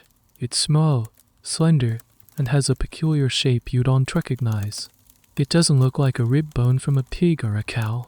You fish it out, wiping the gray sludge off on the edge of your bowl. It looks wrong, almost like a large, curved finger bone. You glance around at the other men. No one else seems to have noticed or cared. They are shoveling the stew into their mouths with their usual grim efficiency. You look over at the cook, Silas, who is scraping the inside of the massive cauldron, HES oblivious. You hold the bone in your palm, a cold knot of dread tightening in your stomach. Where did this come from? The great communal cauldron, the heart of the galley, was a place of mystery. It was a perpetual stewpot, a system that was never fully emptied, only replenished. The cook would add new water, new chunks of meat, and new handfuls of broken biscuit to the leftovers from the day before. This method, while efficient, meant that the contents of the pot were a layered history of the ship's meals. The piece of meat you're eating today could be mingling with the broth from a week ago. This practice gives rise to a truly bizarre and stomach-turning piece of sailor folklore, the belief that some cooks would add a stone to their pot. This wasn't a literal stone, but a particularly ancient, inedible piece of salt meat, so hard and flavorless it was essentially a rock. It would be left in the pot for an entire voyage, a foundation for the stew, supposedly leaching some faint, meaty flavor into the broth day after day. It's a legend that perfectly captures the desperation and culinary mythology of the era. But the bone in your hand isn't a myth, it's real. And your mind, already weakened by scurvy and frayed by monotony, starts to race through the horrifying possibilities. The official larder contains salt beef and salt pork, but the ship is a closed, desperate ecosystem. What other sources of protein are there? The first and most obvious answer is the ship's pests. Rats. Every wooden ship of the era was infested with them. They were a constant nuisance, chewing through ropes, sails, and, most importantly, the precious food stores. The crew was in a constant state of war with the rat population. But what happened to the rats they caught while most were likely tossed overboard? In times of extreme hunger, it's not unthinkable that a few might have found their way into the mystery stew. Rat pie was a known, if reviled, dish in besieged cities on land. On a ship at the edge of starvation, would a cook really be so picky? This is a point of grim debate for historians. Direct evidence of pirates eating rats is scarce, as it's not something a sailor would proudly record in a journal. It was a mark of absolute, final desperation. However, given the frequent periods of starvation and the sheer pragmatism of these crews, many scholars concede that it almost certainly happened. Its illogical, if repulsive, conclusion was that bone in your hand from a rat. It was small enough. But then your mind goes to a darker place. You look around at your crewmates. Men get sick. Men die. The mortality rate on a pirate ship was horrendously high. Not just from battle, but from disease and accidents. What happens to the bodies? The standard procedure, the burial at sea, was to sew the deceased into his own hammock with a cannonball at his feet and slide him overboard. But what if food was running critically low? The taboo against cannibalism is one of the strongest in human culture. Yet, the history of survival at sea is littered with horrific stories of crews resorting to the custom of the sea when faced with certain starvation. The infamous case of the Mignonti in the 19th century is the most famous example, but the practice was a dark, unspoken reality for centuries. To the pirate crew, already living outside the laws of society. Cross that final line, historians are deeply divided on this. Some argue that pirates, for all their brutality, still adhered to certain fundamental codes of conduct, and cannibalism would have been a step too far, leading to the complete breakdown of the crew's social fabric. Others take a more pragmatic view, suggesting that, for some crews, in the most extreme circumstances, survival would have trumped all other considerations. The case of the pirate captain Philip Line, who was accused of killing and eating a man, shows that it was at least a plausible accusation at the time. You stare at the small, curved bone. It's probably nothing. It's probably just a pig's knuckle bone that has been boiled for so long it's taken on a strange shape. That is the most logical, the most rational, the most sane explanation. But the seed of doubt has been planted. The mystery of the stew pot is no longer just about stale flavors, it's about a profound and terrifying uncertainty. You no longer trust your food on a fundamental level. You discreetly let the bone slip from your hand, over the side of the ship and into the dark water. You watch it disappear. You don't want to know what it was. You can't afford to know. You pick up your spoon and, with a shudder, take another bite of the stew. You chew, you swallow, and you try your hardest to think of nothing at all. The mystery bone incident has left a permanent scar on your psyche. The simple act of eating, already a physical and psychological trial, is now layered with a new kind of dread. You find yourself scrutinizing every spoonful of scouse, searching for shapes that don't belong. The darkness of the mess hall, which once offered a comforting veil of ignorance, now feels menacing, hiding potential horrors. But you soon learn that the veterans of the crew don't just tolerate the darkness, they seek it out. They have turned dining in the dark into a deliberate strategy, a survival mechanism. One evening, you're sitting in a relatively well-lit spot near the swinging lantern, morosely picking at your food. Finn, the seasoned sailor, comes over and wordlessly gestures for you to follow him. He leads you to a darker corner of the deck, far from the lantern's glow, where a small group of men are eating. Here, the shadows are deep, and their faces are barely visible.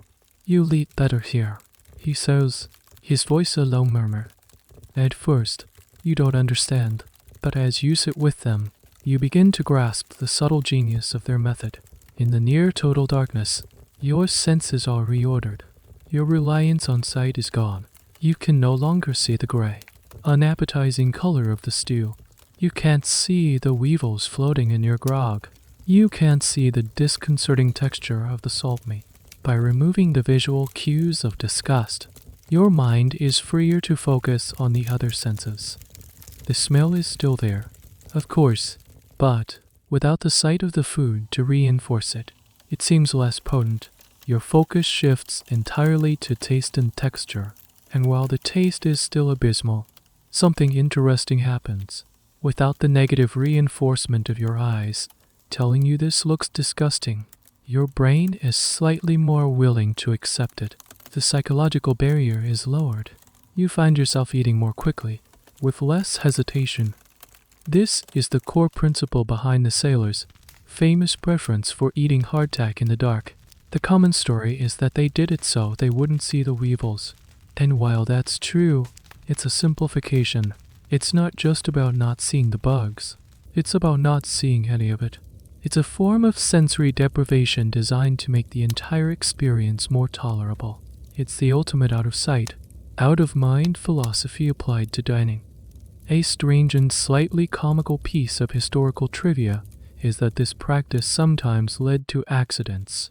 There are anecdotes in sailors' journals of men eating in the dark and accidentally consuming a stray cockroach, or some other large insect that had found its way into their bowl, only realizing it when they felt an unexpected and unpleasant crunch.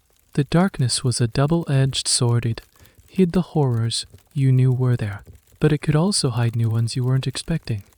The academic world has a modern term for the phenomenon. You're experiencing sensory-specific satiety. This is the principle that the more you are exposed to a certain sensory input, like the sight and taste of the same food, the less pleasant it becomes. By eliminating one of the key sensory input site, you can temporarily disrupt this fatigue. The sailors of the 18th century wouldn't have known the scientific term, but they understood the principle instinctively. They were masters of hacking their own psychology to survive. This raises a quiet debate among historians of daily life. At sea, was this practice a conscious, universally understood strategy, or was it more of an unconscious, evolved behavior? Did sailors explicitly tell new hands, "We eat in the dark to fool our brains"?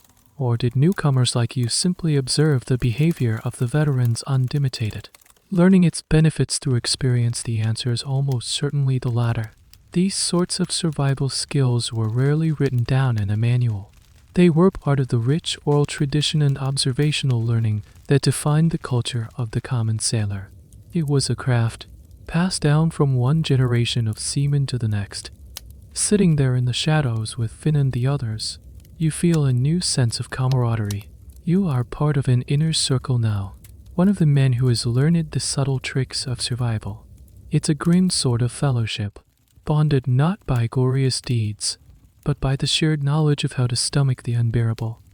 You finish your meal. You have no idea what you just ate. You don't know if it contained weevils, or suspicious bones, or just the usual sludge, and you realize that you feel better for not knowing. The darkness is a comfort. It's a shield. It allows you to perform the necessary function of fueling your body without having to fully engage with the disgusting reality of the fuel itself.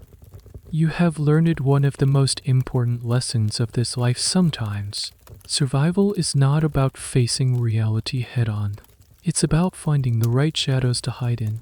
It's about knowing when to close your eyes, take a breath, and just swallow what's in front of you. No questions asked. The darkness doesn't make the food good, but it makes the act of eating possible. And right now, that's enough. The ship has been becalmed for a week. The sails hang limp and useless. The sun beats down with a relentless, oppressive heat. The sea is a sheet of glass, mocking you with its placid, unhelpful surface. The horizon is empty, and the larder, the ship's treasure hold of misery, is reaching a new level of emptiness. The quartermaster's daily announcements have become increasingly grim. The hardtack ration has been cut in half. The weekly salt meat day has been suspended. The grog is now mostly water, the rum being saved for a true emergency. Starvation, once a distant threat, is now a palpable presence on the ship. The lethargy of scurvy is now compounded by the light-headed weakness of genuine hunger. The men are shadows of their former selves, conserving every ounce of energy, their movements slow and deliberate. This is when you learn the final, brutal rule of the pirate diet. When the food runs out, everything becomes food. The line between living creature and potential meal begins to blur. The crew's eyes, hollow with hunger, start to assess the world in a new way. It begins with fishing. Every available line is cast over the side. The men watch the water with a desperate, predatory focus, but the calm sea is barren. Nothing bites. The hope that the ocean would provide for them fades with each passing, fishless day. Then, their attention turns to the sky. A lone seabird, a gull or an albatross, might circle the ship. In the past, it would have been a welcome sight, a sign of life. Now, it's a target. A sailor with a steady hand might be given one of the ship's few muskets and a single, precious ball of lead to try and shoot it down. A miss is met with a collective groan of despair. A successful shot brings a weak, hoarse cheer.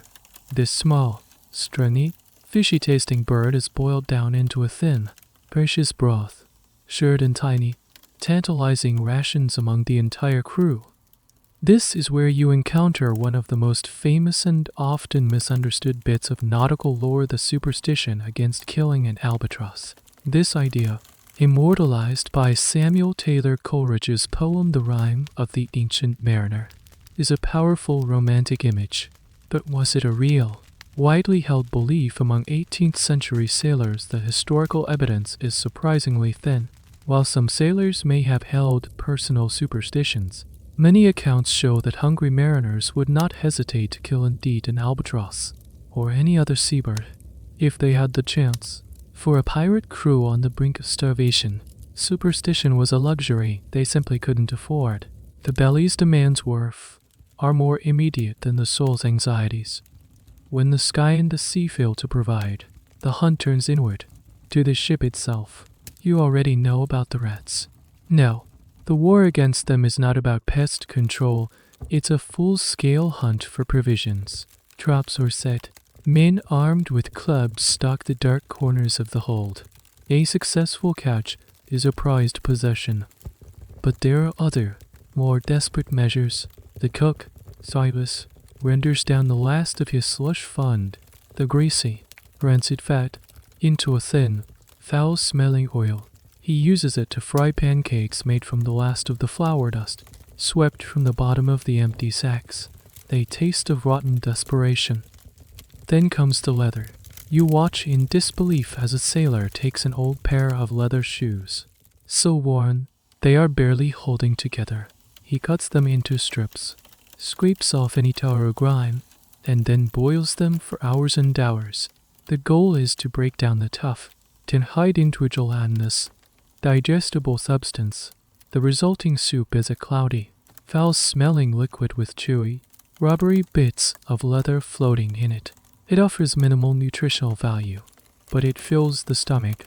It's a trick of the mind, a way to convince your body it has eaten something.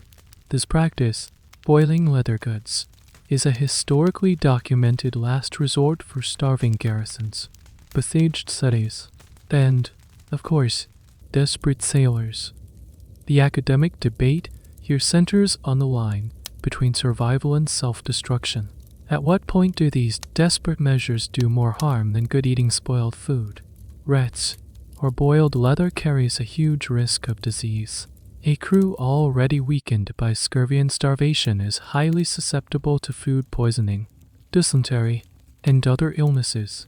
Was it better to risk sickness for a few calories, or to conserve energy and hope for rescue or a change in the weather?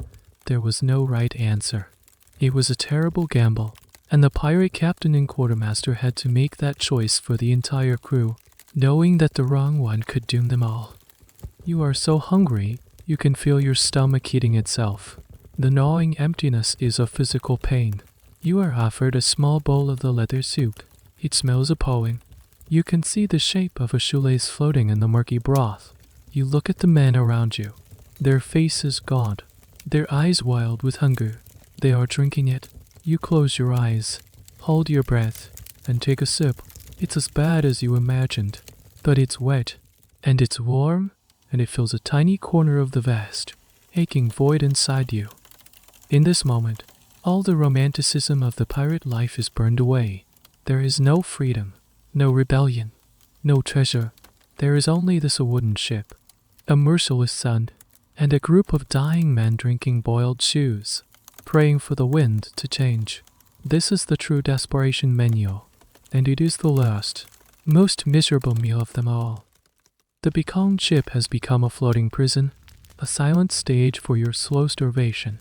The desperate meals of boiled leather and the occasional seabird have done little to quell the gnawing hunger. Your world has shrunk to the most basic, primal needs, and in this quiet, desperate world, you become acutely aware of the other inhabitants of the ship, the rats. They are no longer just a nuisance or an emergency food source. They are now your direct competitors. Every night, you hear them, the faint scratching and scurrying sounds inside the walls of the hold. They are after the same thing you are, the last few crumbs of spilled flour, the final drops of greasy slush, any scrap of organic matter that might provide a calorie.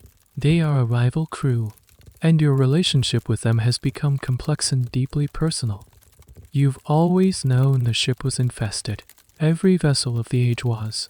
The rats, primarily the black rat, Rattus rattus, were expert stowaways, climbing aboard via mooring ropes important, making the ship their new home.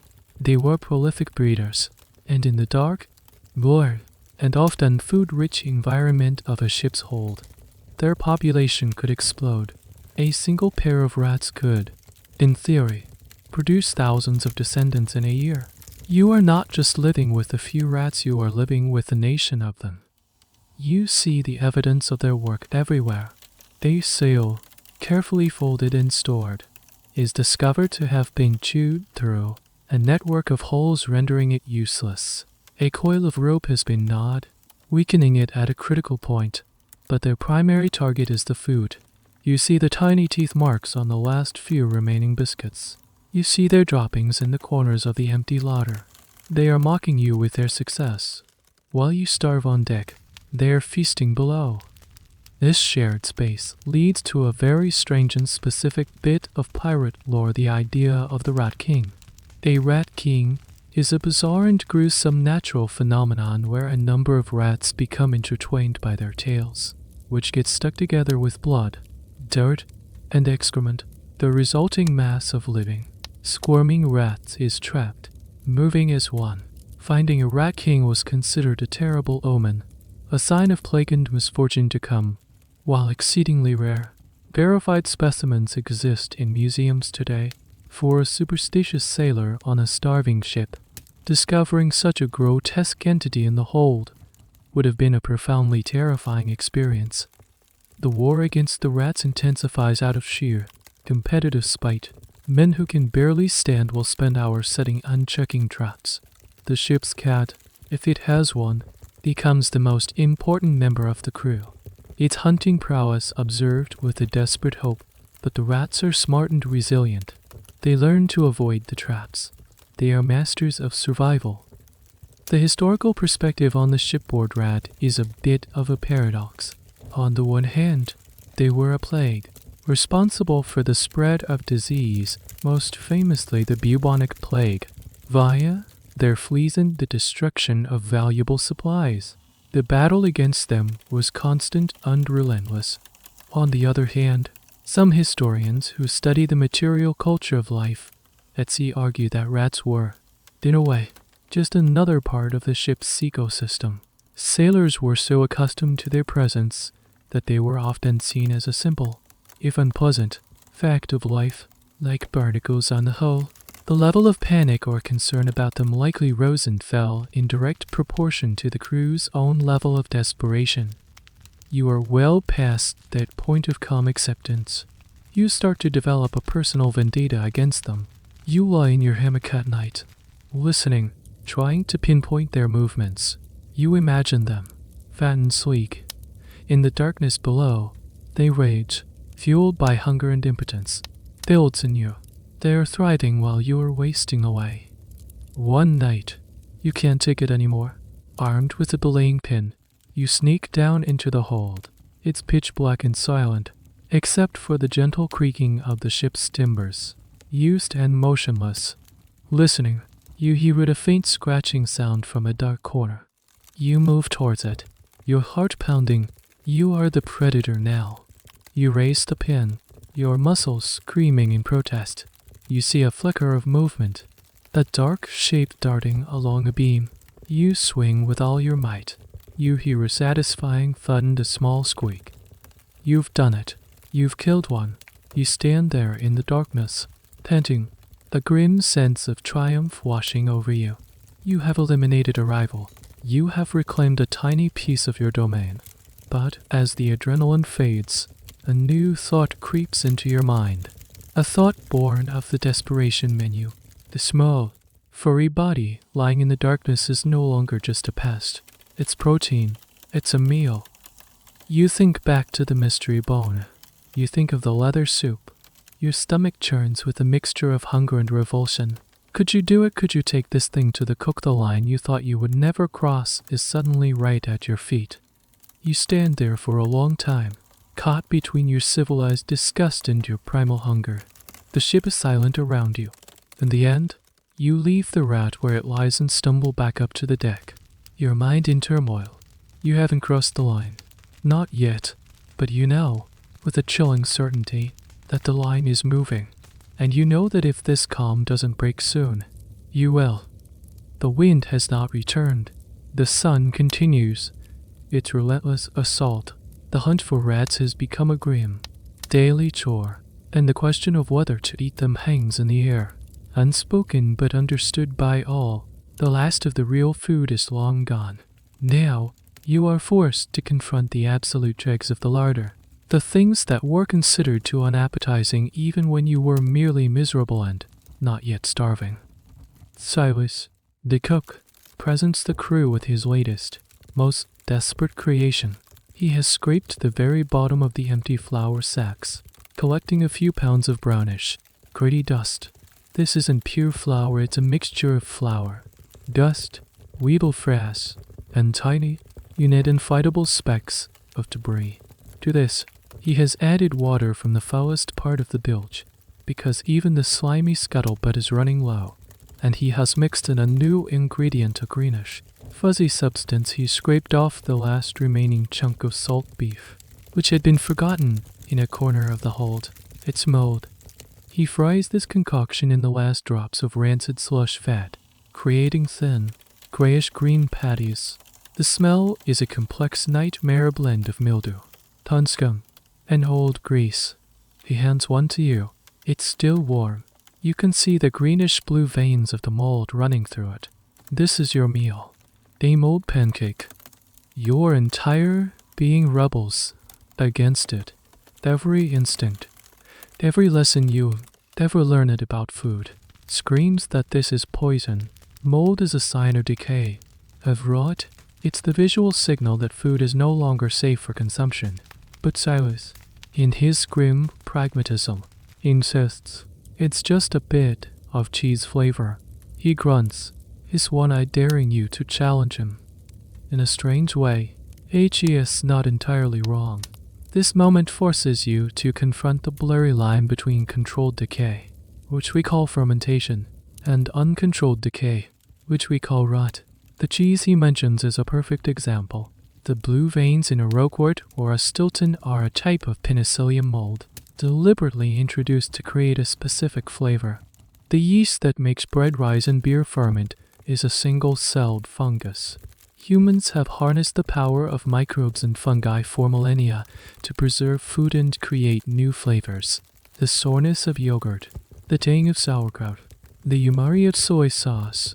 They are all products of controlled spoilage. The problem with the pancake in your hand is the word uncontrolled. The mold growing on that salt beef was not a carefully selected culinary strain. It was a wild, random assortment of whatever spores happened to be floating in the ship's damp, fetid air. Some of those might be harmless.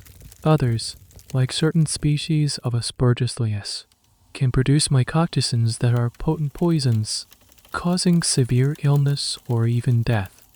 This very issue is a subtle point of contention for food historians studying diets of despair. When historical accounts mention people eating moldy bread or spoiled meat to survive, was it a calculated risk or sheer ignorance? Some scholars argue that experienced cooks and provisioners, even without scientific knowledge, had a kind of folk wisdom. They could distinguish between bad mold, the slimy, black, foul-smelling kind, and thus bad mold, the dry, greenish-blue kind, based on smell and appearance. They were making a risk assessment, gambling that the nutritional benefit of the calories outweighed the potential toxicity of the mold. Other historians are more skeptical, suggesting that in times of true starvation, all standards were abandoned. People ate what they had to, and the resulting waves of sickness and death were simply accepted as a tragic, unavoidable consequence of famine. There was no calculation, only desperation. You look at the pancake. You are the subject of this historical debate. Are you a desperate man making a pragmatic gamble? Or are you just a fool about to poison himself? You look at Silas. The HES already eating one, his face a mask of indifference. You look at the other men. A few are nibbling hesitantly. Others are just staring at it, their hunger warring with their instinct for self-preservation. You think about the science that is centuries away. You think about Alexander Fleming and the discovery of penicillin from a penicillium mold. There is a bizarre, dark humor in the thought that the mold you are about to eat could, in another context, be a life-saving medicine, but it could also be a killer. You break off a tiny piece, You smell it. It's musty and sour. You put it in your mouth. The texture is gritty and greasy. The taste is complex. There's the faint, stale flavor of the old flour, and in a powerful, earthy, almost cheesy tang that dominates everything. It's the taste of decay. It's the taste of the ship's hold, of dampness and neglect, concentrated into a single bite. You manage to swallow it. Your stomach doesn't immediately rebel. You watch the other men. One of them, a young sailor like you, takes a large bite and immediately retches, spitting it out onto the deck. Another chews his portion slowly, methodically, as if it were any other meal. There is no right way to do this. You decide you can't eat the rest of it. You wrap it in a piece of cloth to save for later. When the hunger becomes even more unbearable, you have reached a new frontier of your culinary journey. You have blurred the line between food and poison, between fermentation and rot, and you have learned that in the final stages of starvation, flavor is no longer a consideration. The only question that matters is, will this kill me now, or will it let me live for one more day? Just as you're contemplating the grim reality of a diet consisting solely of moldy pancakes and boiled shoes, a cry comes from the lookout perched high on the mainmast. The words are like a jolt of electricity through the lethargic crew. Men who could barely stand a moment ago now stumble to the rail, their eyes straining to see. And there it is, not a ship, not a mirage, but a low, green smudge on the horizon, an island, hope, a feeling so long forgotten it feels alien, floods your chest. The becalmed sea, you tormentor, has at last been stirred by a gentle breeze, just enough to push your floating prison towards salvation. As you get closer, the island reveals itself to be a small, uninhabited spit of land, lush with palm trees and dense vegetation. It's not a bustling port, but it's something better. It's life. The captain gives the order to drop anchor in the calm, turquoise water of a shallow bay. The longboat is lowered, and a shore party is assembled. You, despite your weakness, are among the first to volunteer. The thought of setting foot on solid ground, of touching a living plant, is a desperate, all-consuming need. The moment your bare feet touch the warm, soft sand of the beach is pure ecstasy. You dig your toes in, reveling in the stability of the earth. The air smells sweet, of damp soil, green leaves, and flowers, a staggering contrast to the stagnant, foul air of the ship. For a few moments, the men do nothing but wander, touching trees, drinking greedily from a freshwater stream. Their faces a mixture of disbelief and profound relief. But the urgent mission is food. The crew splits up. Some are sent to forage for anything edible: coconuts, wild fruits, roots. You are part of the hunting party, armed with a cutlass and a crude spear. The quartermaster, a man who knows his natural history, gives you your instructions. Your primary targets are not swift, difficult to catch mammals. They are slow, easy, and plentiful sea turtles. You find them on a secluded stretch of beach. They are magnificent, ancient creatures, giant green sea turtles that have come ashore to lay their eggs. In any other context, you would be filled with awe. Today, you are filled with a hunter's desperate hunger. The turtles are clumsy and slow on land. The hunt is not a sport, it's a harvest. It is brutal and efficient. The men work with a grim purpose, flipping the heavy animals onto their backs, rendering them helpless. Soon, a fire is roaring on the beach. The smell of roasting meat, real, fresh meat, fills the air. It is the most wonderful smell you have ever experienced. The cook, Silas, is in his element, carving chunks of the rich, dark turtle meat and laying them over the hot coals. He cracks open the turtle eggs, their yolks a vibrant yellow, and scrambles them in a pot. When the food is ready, there is no ceremony. The men descend on it like a pack of wolves. You are handed a chunk of roasted turtle meat. It's hot, greasy, and unbelievably delicious. It tastes like a combination of beef and chicken. but with a unique, slightly gamey flavor all its own. You tear at it with your teeth, the juice running down your chin. It is the best thing you have ever eaten. You drink the fresh, cool water from the stream, washing away the months-long taste of slime and drum. You eat the strange, sweet fruits the foragers have brought back. It is a feast of biblical proportions. This is the reality of the pirate feast we see in movies. It wasn't about stolen royal banquets. It was about these desperate, opportunistic moments of abundance. Turtles, manatees often called sea cows, seabirds, and wild hogs on islands were the true pirate delicacies. A particularly prized catch was the West Indian monk seal, which was hunted to extinction, in part because its blubber provided valuable oil. The historical debate here revolves around the ecological impact of these practices. Some historians view pirates and other mariners of the era as early, unintentional agents of ecological destruction.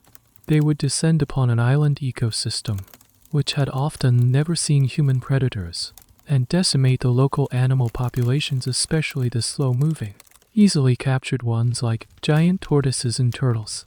Others argue that their impact was likely minimal and localized, a drop in the ocean compared to the large-scale commercial hunting and habitat destruction that would come later. The truth is, your small, starving crew is not thinking about ecological balance. You are thinking about survival. For 2 days, you live in paradise. You eat until your stomach is full, and then you eat some more. The effect on the crew is miraculous. The deep lethargy begins to lift. The color returns to men's faces.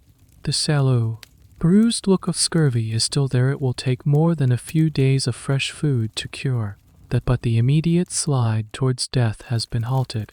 The psychological transformation is even more dramatic. The silent, grim despair is replaced by laughter, shouting, and singing. The humanity has returned to their eyes. You sit by the fire on the second night, gnawing on a roasted turtle flipper, feeling the life flow back into you. You look back at the ship, a dark silhouette against the moonlit water. It looks like a cage from which you have temporarily escaped. This meal is more than just sustenance. It's a reminder of what life is supposed to be. It's a taste of the world you lost. And as you drift off to sleep on the warm sand, your belly full for the first time in months, you pray that you can hold on to this feeling, because you know that tomorrow you have to get back on that ship. The 2 days on the island were a fever dream of fresh water and roasted turtle. The crew, revitalized and loaded with as much smoked meat and fresh water as the barrels could hold, set sail with a renewed sense of purpose. The wind is back in the sails, and hope is back in the men's hearts. But the island was just an appetizer, the main course of a pirate's career. The very reason for their existence is plunder. Then just a few days after leaving your island paradise, the lookout's cry rings out again, but this time it's different. Thus say, "Dai del Dejo." Instantly, the ship transforms. The lazy, recuperative atmosphere vanishes, replaced by a tense, focused energy. The captain is on the quarterdeck, spyglass to his eye. The quartermaster is barking orders. Men are scrambling up the rigging, loading the cannons, and checking their pistols and cutlasses. The ship, which was a floating hospital just a week ago, is now a weapon, and you are all part of its mechanism. The target is a fat, slow-moving merchant vessel, a Spanish galleon by the looks of her. Sitting low in the water, chest heavy with cargo, the captain makes the call to give chase. The hunt is on. Your ship, built for speed, quickly closes the distance. The Jolly Roger is raised, a stark black and white symbol of intent against the blue sky. The goal is to intimidate them into surrendering without a fight. A fight means damaging the prize and risking lives. But the Spaniard chooses to run. A cannon shot is fired across their bow, a final warning. They return fire. The battle begins. The air is filled with the deafening roar of cannons, the crack of splintering wood, and the screams of men. The world dissolves into a chaotic symphony of noise, smoke, and violence. you, who have been battling an internal decay for months, are now faced with a very real, external threat. You work your station at the cannons, your heart pounding, your body running on a mixture of fear, adrenaline, and the lingering strength from the turtle feast. The pirate's superior, seeing Shannon's aggression win the day. Your ship pulls alongside the galleon, grappling hooks are thrown, and the call is made to board. You swarm over the rails, a screaming, desperate horde. The fighting on the deck is close, brutal, and merciful yet brief. The Spanish crew, outmanned and demoralized, quickly surrenders. The ship is yours. The immediate aftermath of the battle is a whirlwind of activities securing the prisoners, putting out fires, and assessing the damage. But once the chaos subsides, the true celebration begins. The target of this celebration is not the treasure chests in the captain's cabin that will be divided later with sober formality. The real prize, the one that every man on your crew craves with a desperate passion, is the ship's larder. The boarding party finds it, and it is a revelation. It's a vision from a half-forgotten dream. There are crates of oranges and lemons. Their bright, citrus-scented perfume of pure life. There are sacks of fresh onions, potatoes, and garlic. There are live chickens clucking in cages. There is a pen with a fat, squealing pig. There are barrels of fine Spanish wine and casks of brandy that haven't been watered down into grog. This is the ultimate pirate feast, not one for aged from a deserted island, but when stolen, a feast of civilization. The chickens and the pig are dispatched immediately. The scent of roasting pork soon mingles with the lingering smell of gunpowder. The wine barrels are broached, and the men drink deeply, not from necessity, but from pure, unadulterated pleasure. You are handed a glorious, magical object, an orange. You hold it in your hand. It feels heavy, real. You dig your thumbnail into the peel, and the sharp, clean scent that erupts is so powerful it almost makes you dizzy. You peel it slowly, reverently. You put a segment in your mouth. The explosion of sweet, acidic juice is a miracle. It's a shock to your system, a system accustomed to salt, rot, and stale alcohol. You can almost feel the vitamin C coursing through your veins, beginning its slow, miraculous work of stitching your body back together. This sudden influx of high-quality provisions was the lifeblood of piracy. A pirate crew's own supplies were often a secondary concern, a stopgap measure. The entire business model was predicated on expropriating the supplies of others. A single successful capture could transform a starving, scurvy-ridden crew into a healthy, formidable for silver knight. The historical debate around these captured feasts centers on their nature. Were they wild, chaotic orgies of consumption, as often depicted, or were they managed with the same pragmatism that governed the rest of pirate life? The evidence points to a bit of both. The initial celebration was likely frenzied and explosive, a release of months of pent-up misery and hunger. Men would have gored themselves, but an experienced quartermaster would have quickly stepped in. He would have taken stock of the new provisions, rationing the perishable items and planning for the next leg of the voyage. The party couldn't last forever. The goal was to raid provision for the long term, not just to have one good meal. For now, though, the party is in full swing. You drink the fine wine, you gorge on the roast pork, and you eat another orange, and then another. The men are laughing, singing, and telling exaggerated stories of their bravery in the battle. The ship is filled with a boisterous, triumphant life. This is the moment from the legends. This is the payoff.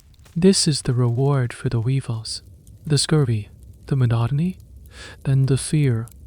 You look around at the scene of joyous, chaotic consumption. For the first time since you signed the articles, you feel like you made the right choice. The misery was real, but so is this. The taste of a stolen orange is the taste of victory. The victory feast rages on for a full day, a blur of roast pork, wine, and song. But as the initial frenzy of gluttony subsides, a quieter, more profound kind of healing begins. The men are not just eating for pleasure, now they are medicating themselves. And the most potent medicine on this captured Spanish vessel comes in the form of a simple, humble crate of citrus fruit. You take another orange from the crate. It feels like a piece of treasure, more valuable than the gold coins locked away in the captain's cabin. You've already eaten 3, but your body craves it with an intensity that transcends mere hunger. This isn't an appetite, it's a deep, biological command. As you eat the orange, you can almost physically feel it working. It's a psychological effect. Of course, vitamin C doesn't work that fast, but the placebo effect of hope is a powerful thing. You know, with the certainty of folk wisdom passed down through generations of sailors, that this fruit is the cure for the scurvy that has been slowly dismantling you. The change in your health over the next few days is nothing short of miraculous. The bleeding from your gums stops. The foul taste in your mouth recedes. The terrible deep ache in your joints begins to lessen. The dark, angry bruises on your skin start to fade, slowly changing from a deep purple to a sickly yellow-green as they heal. It feels like your body, which was unraveling, is now being slowly stitched back together. You watch the same transformation happen to the other men. The shuffling, ghost-like figures you saw just a week ago are starting to walk with a surer step. The hollow, desperate look in their eyes is being replaced by a spark of life. A man who had lost half his teeth proudly shows you that his remaining ones feel firmer in their sockets. The recovery is astonishingly swift. It's a testament to the body's incredible ability to heal itself, given the right tools. This dramatic effect of citrus is why it became so legendary among seafarers. A man on the brink of death could be brought back to functional health in a matter of weeks. And for a pirate crew, a healthy crew was a wealthy crew. They could sail faster, fight harder, and work longer. Curing scurvy wasn't just about compassion, it was about protecting their most valuable asset, their manpower. You come across a little piece of trivia that highlights the value of this stolen medicine. The captured ship's captain, a haughty Spanish nobleman, is being held in his cabin. He complains to your quartermaster that the pirates have stolen his personal supply of fine brandy. The quartermaster just laughs at him. Later, that same Spanish captain offers a gold coin for a single orange. The quartermaster takes the coin and gives him the orange. In the economy of the high seas, at this specific moment, the simple fruit was worth more than the fine liquor. Its value was absolute. This rapid recovery brings up a fascinating point that medical historians still discuss. If the cure was so obvious and dramatic, why did it remain a secret for so long? Why wasn't every ship in the world permanently stocked with citrus? Part of the problem was preservation. Fresh oranges and lemons would rot on a long voyage. This led to experiments with concentrated juices. However, the process of boiling the juice to concentrate it, often done in copper pots, inadvertently destroyed most of the vitamin C, rendering the concentrate useless. The early attempts at a cure failed, not because the theory was wrong, but because the technology wasn't right. Another part of the problem was a fundamental misunderstanding of the disease. The medical establishment was fixated on finding a single, complex cause and a correspondingly complex cure. The idea that a deficiency of a simple substance in a common food could be the culprit was counterintuitive and seemed unscientific to them. It took a long time for the simple, observable truth that men who ate fruit didn't die of scurvy to overcome the entrenched, incorrect theories of the academics. On your pirate ship, there is no room for academic debate. There is only the evidence of your own senses. You see what the oranges do. You feel what they do. You guard your small, personal stash of 2 remaining oranges with your life. You see other men do the same, treating the fruit with a reverence they don't even afford their weapons. One afternoon, you see Finn, the veteran sailor who had been suffering badly from the scurvy, sitting quietly on the deck. He is peeling a lemon. He is scarred, calloused hands surprisingly gentle. He doesn't eat it. He just holds it to his nose, closes his eyes, and inhales the sharp, clean scent. It's a moment of pure, quiet gratitude. It's a man communing with his savior. The joy of a stolen orange is, therefore, a complex thing. It's the simple, sensual pleasure of a burst of sweet, fresh flavor. It's the triumphant joy of taking something valuable from your enemy. But most profoundly, it's the joy of life returning. It's the feeling of your own body knitting itself back together. It's the reprieve from a slow, painful death sentence. For a pirate, a piece of gold is a means to an end. It buys you a drink, a meal, a good time in port. But a stolen orange is life itself. It buys you tomorrow. The euphoria of the captured feast and the miraculous recovery from scurvy lasts for a glorious week. The ship is a different world. The crew is healthy, well-fed, and flush with the promise of their recent prize. The future seems bright, that you are living on a wooden island in the middle of a vast, unforgiving ocean, and the laws of nature are absolute. The clock is always ticking. The enemy is decay. The first sign that your paradise is temporary comes from the meat. The roasted pork from the captured pig was devoured in 2 days. The chickens lasted another 3. The smoked turtle meat from the island is holding up well, but the fresh, salted meat from the Spanish galleon's larder is starting to turn. It was better quality than your own wretched salt horse, less oaty and tough, but it was still just preserved meat, and the warm, humid air of the Caribbean is a relentless foe. The familiar, sour tang begins to creep back into the daily scouse. But the real heartbreak is watching the fresh provisions die. The crate of oranges, your saviors, is the first to go.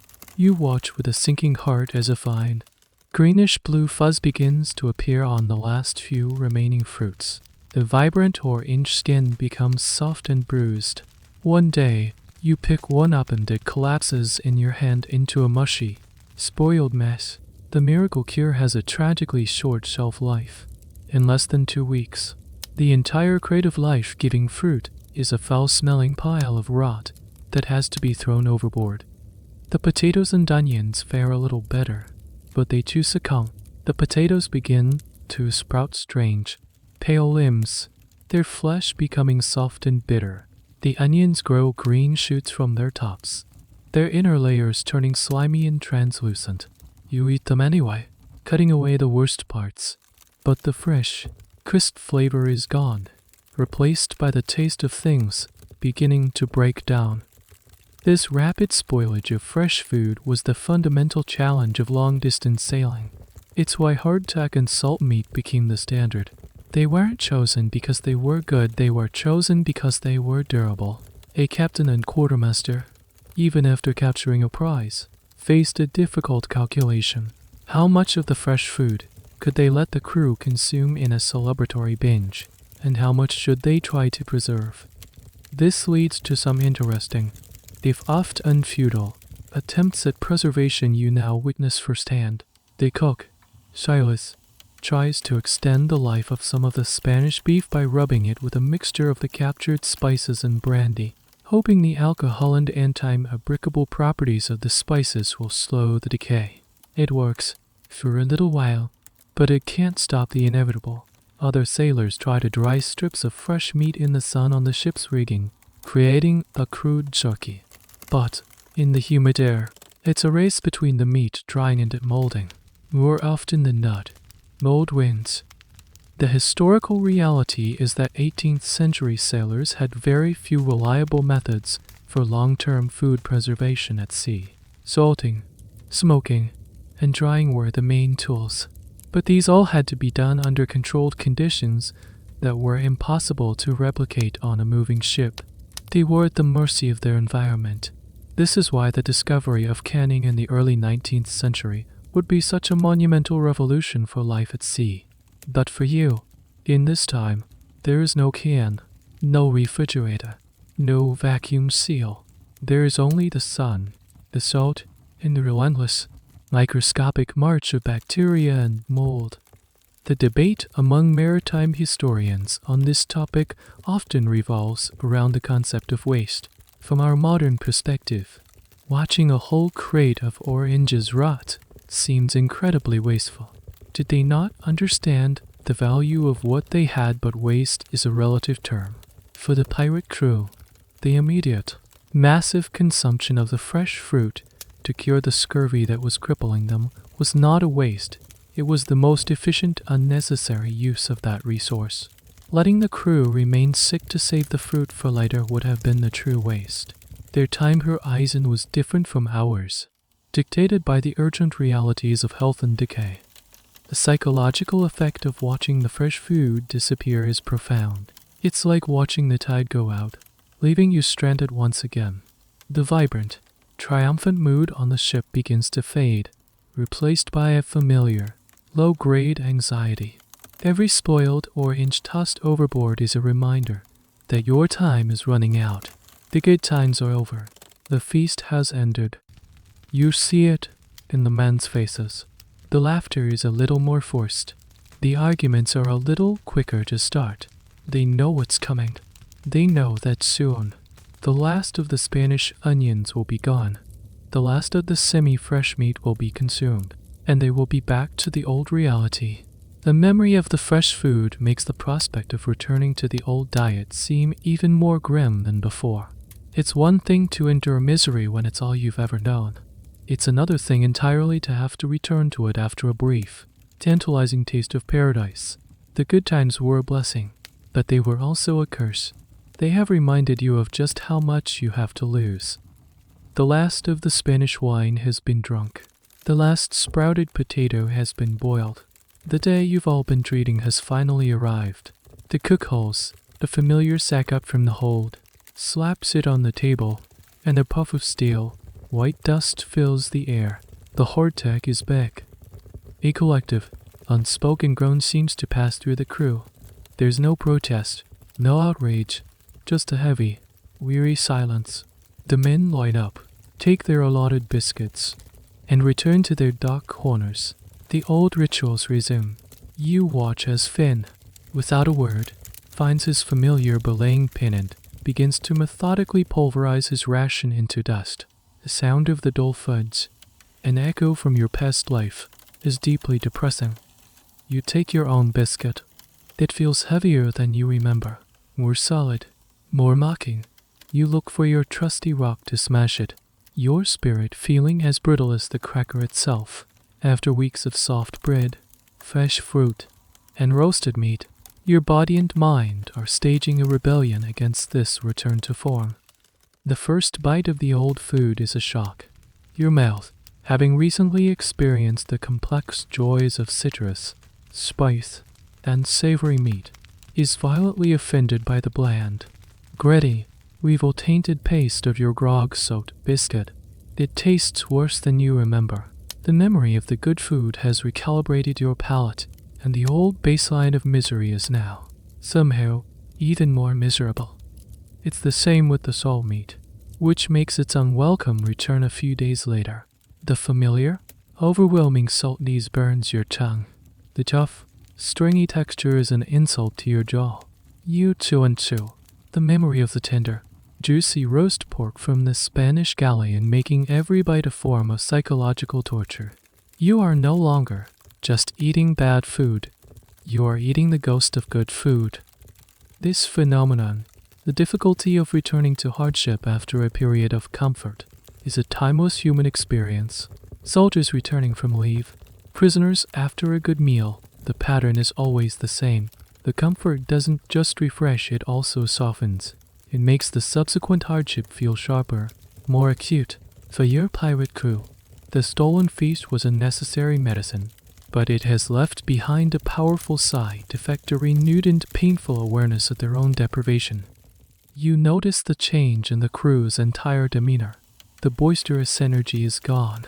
The easy camaraderie has been replaced by a sullen, irritable tension. Men snap at each other over the smallest things. The pirate democracy, which seemed so robust during the good times, now feels fragile. The quartermaster has to break up more arguments. The captain's orders are met with more grumbling. The ship's delicate social fabric held together by the promise of plunder and the reality of a full belly, is starting to fray now that the bounty has run out. A subtle historical debate exists around this very topic. What was the true primary motivator for a pirate crew? Was it the abstract ideal of freedom and war against the world, or was it a more basic, visceral need for a decent meal, while the romantic view emphasizes the politics and rebellion? A more pragmatic school of thought argues that the pirate's life was, at its core, a relentless quest for food security. The gold was the ultimate goal, but the immediate, driving necessity was often just finding the next meal that wasn't actively trying to kill you. Your current mood, a deep, food-based depression, suggests the pragmatists have a point. You find a strange piece of evidence for this in the crew's behavior. A sailor has managed to keep one of the Spanish chickens alive, hiding it away as his personal pet. He feeds it crumbs from his own meager rations. The bird is a living symbol of the good times, a feathered memory of the feast.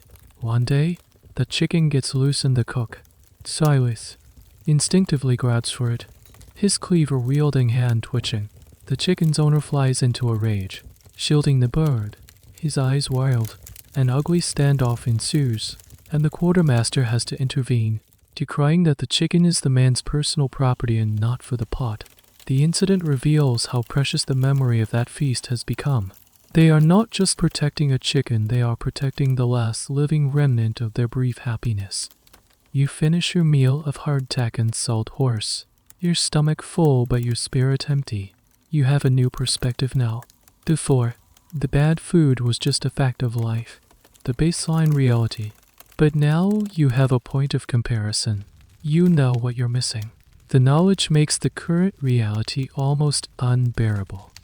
You are back where you started, in a world of brown and gray, of salt and stone, but you are not the same person. You have been changed by the memory of flavor, by the joy of a stolen orange.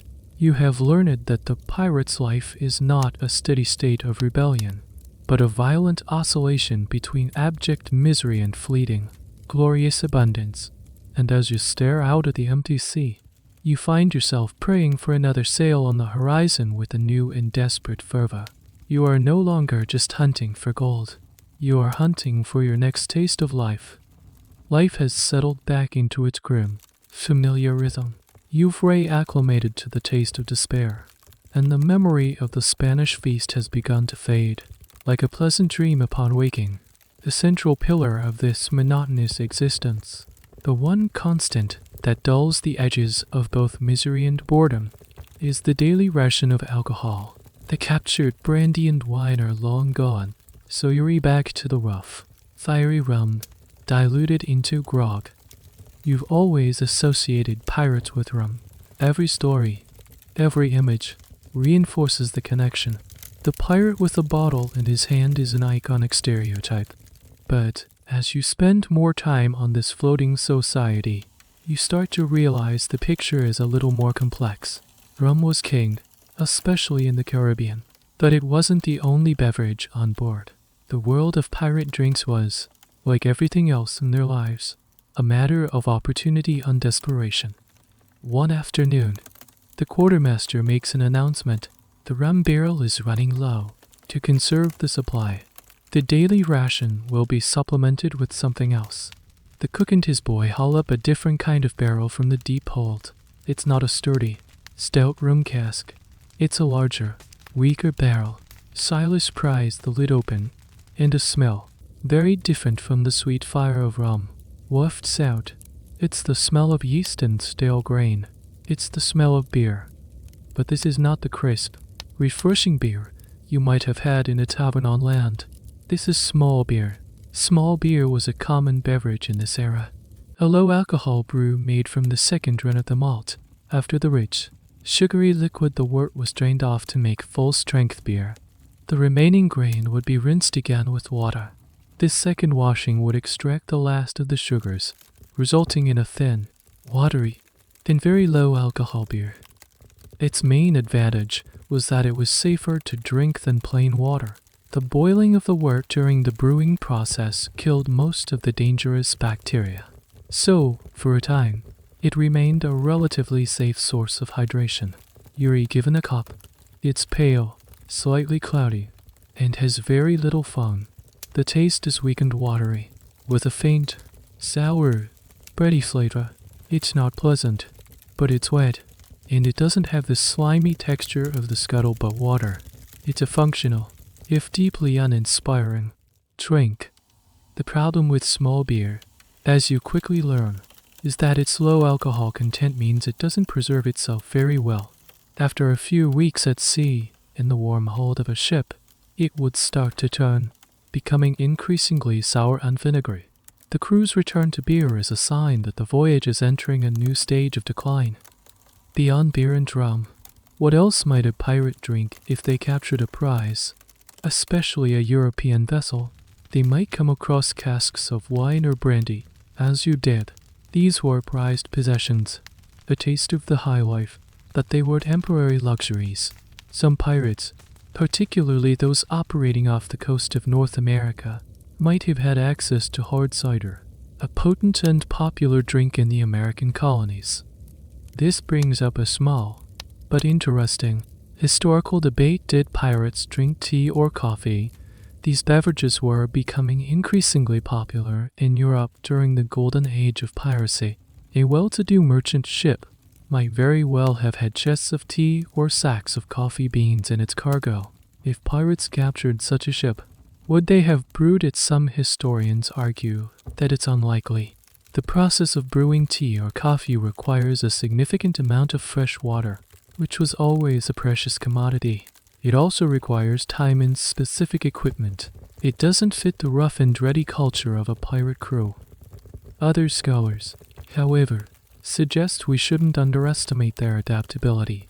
A pirate crew often included men from all walks of life, some of whom may have been accustomed to these drinks.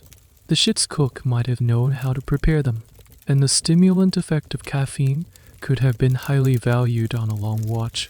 There are a few scattered references in historical records to pirates consuming chocolate or coffee, but they are rare.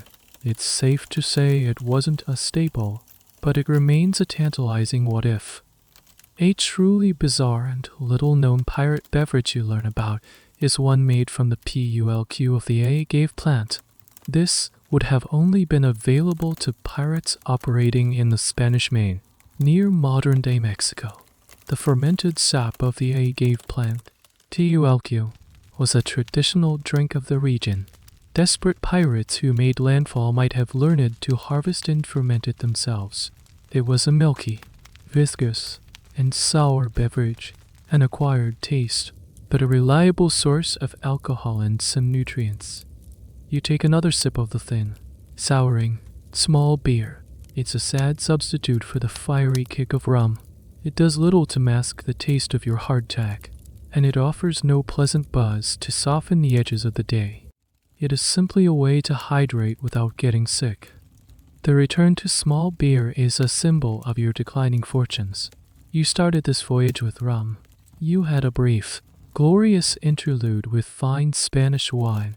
And now you are here, drinking sour, watery beer. The quality of your drink is a direct reflection of the status of your enterprise. You are no longer the triumphant, wine-guzzling conquerors. You are back to being scrappy survivors, making do with the dregs. And you know there's only one step down from here: the slimy, unadulterated water from the bottom of the barrel. The voyage is drawing to a close. You've been at sea for the better part of a year. The ship is battered, the sails are patched, and the crew is a collection of scars and stories.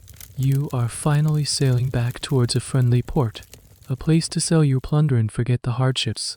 But the hardships have left their mark. You are not the same person who signed the articles with a heart full of romantic notions. The pirate diet has exacted a heavy toll, a cost that can be measured in flesh and bone. You take a mental inventory of your own body. Your teeth, when strung, are now a source of constant anxiety. Several are missing, lost not in a glorious sword fight, but surrendered quietly to the slow decay of scurvy. The ones that remain feel loose, their roots insecure in your heel but still tender gums. You know that for the rest of your life, you will have to be careful with what you eat. A hard piece of bread or a tough piece of meat will always be a risk. Your skin tells its own story.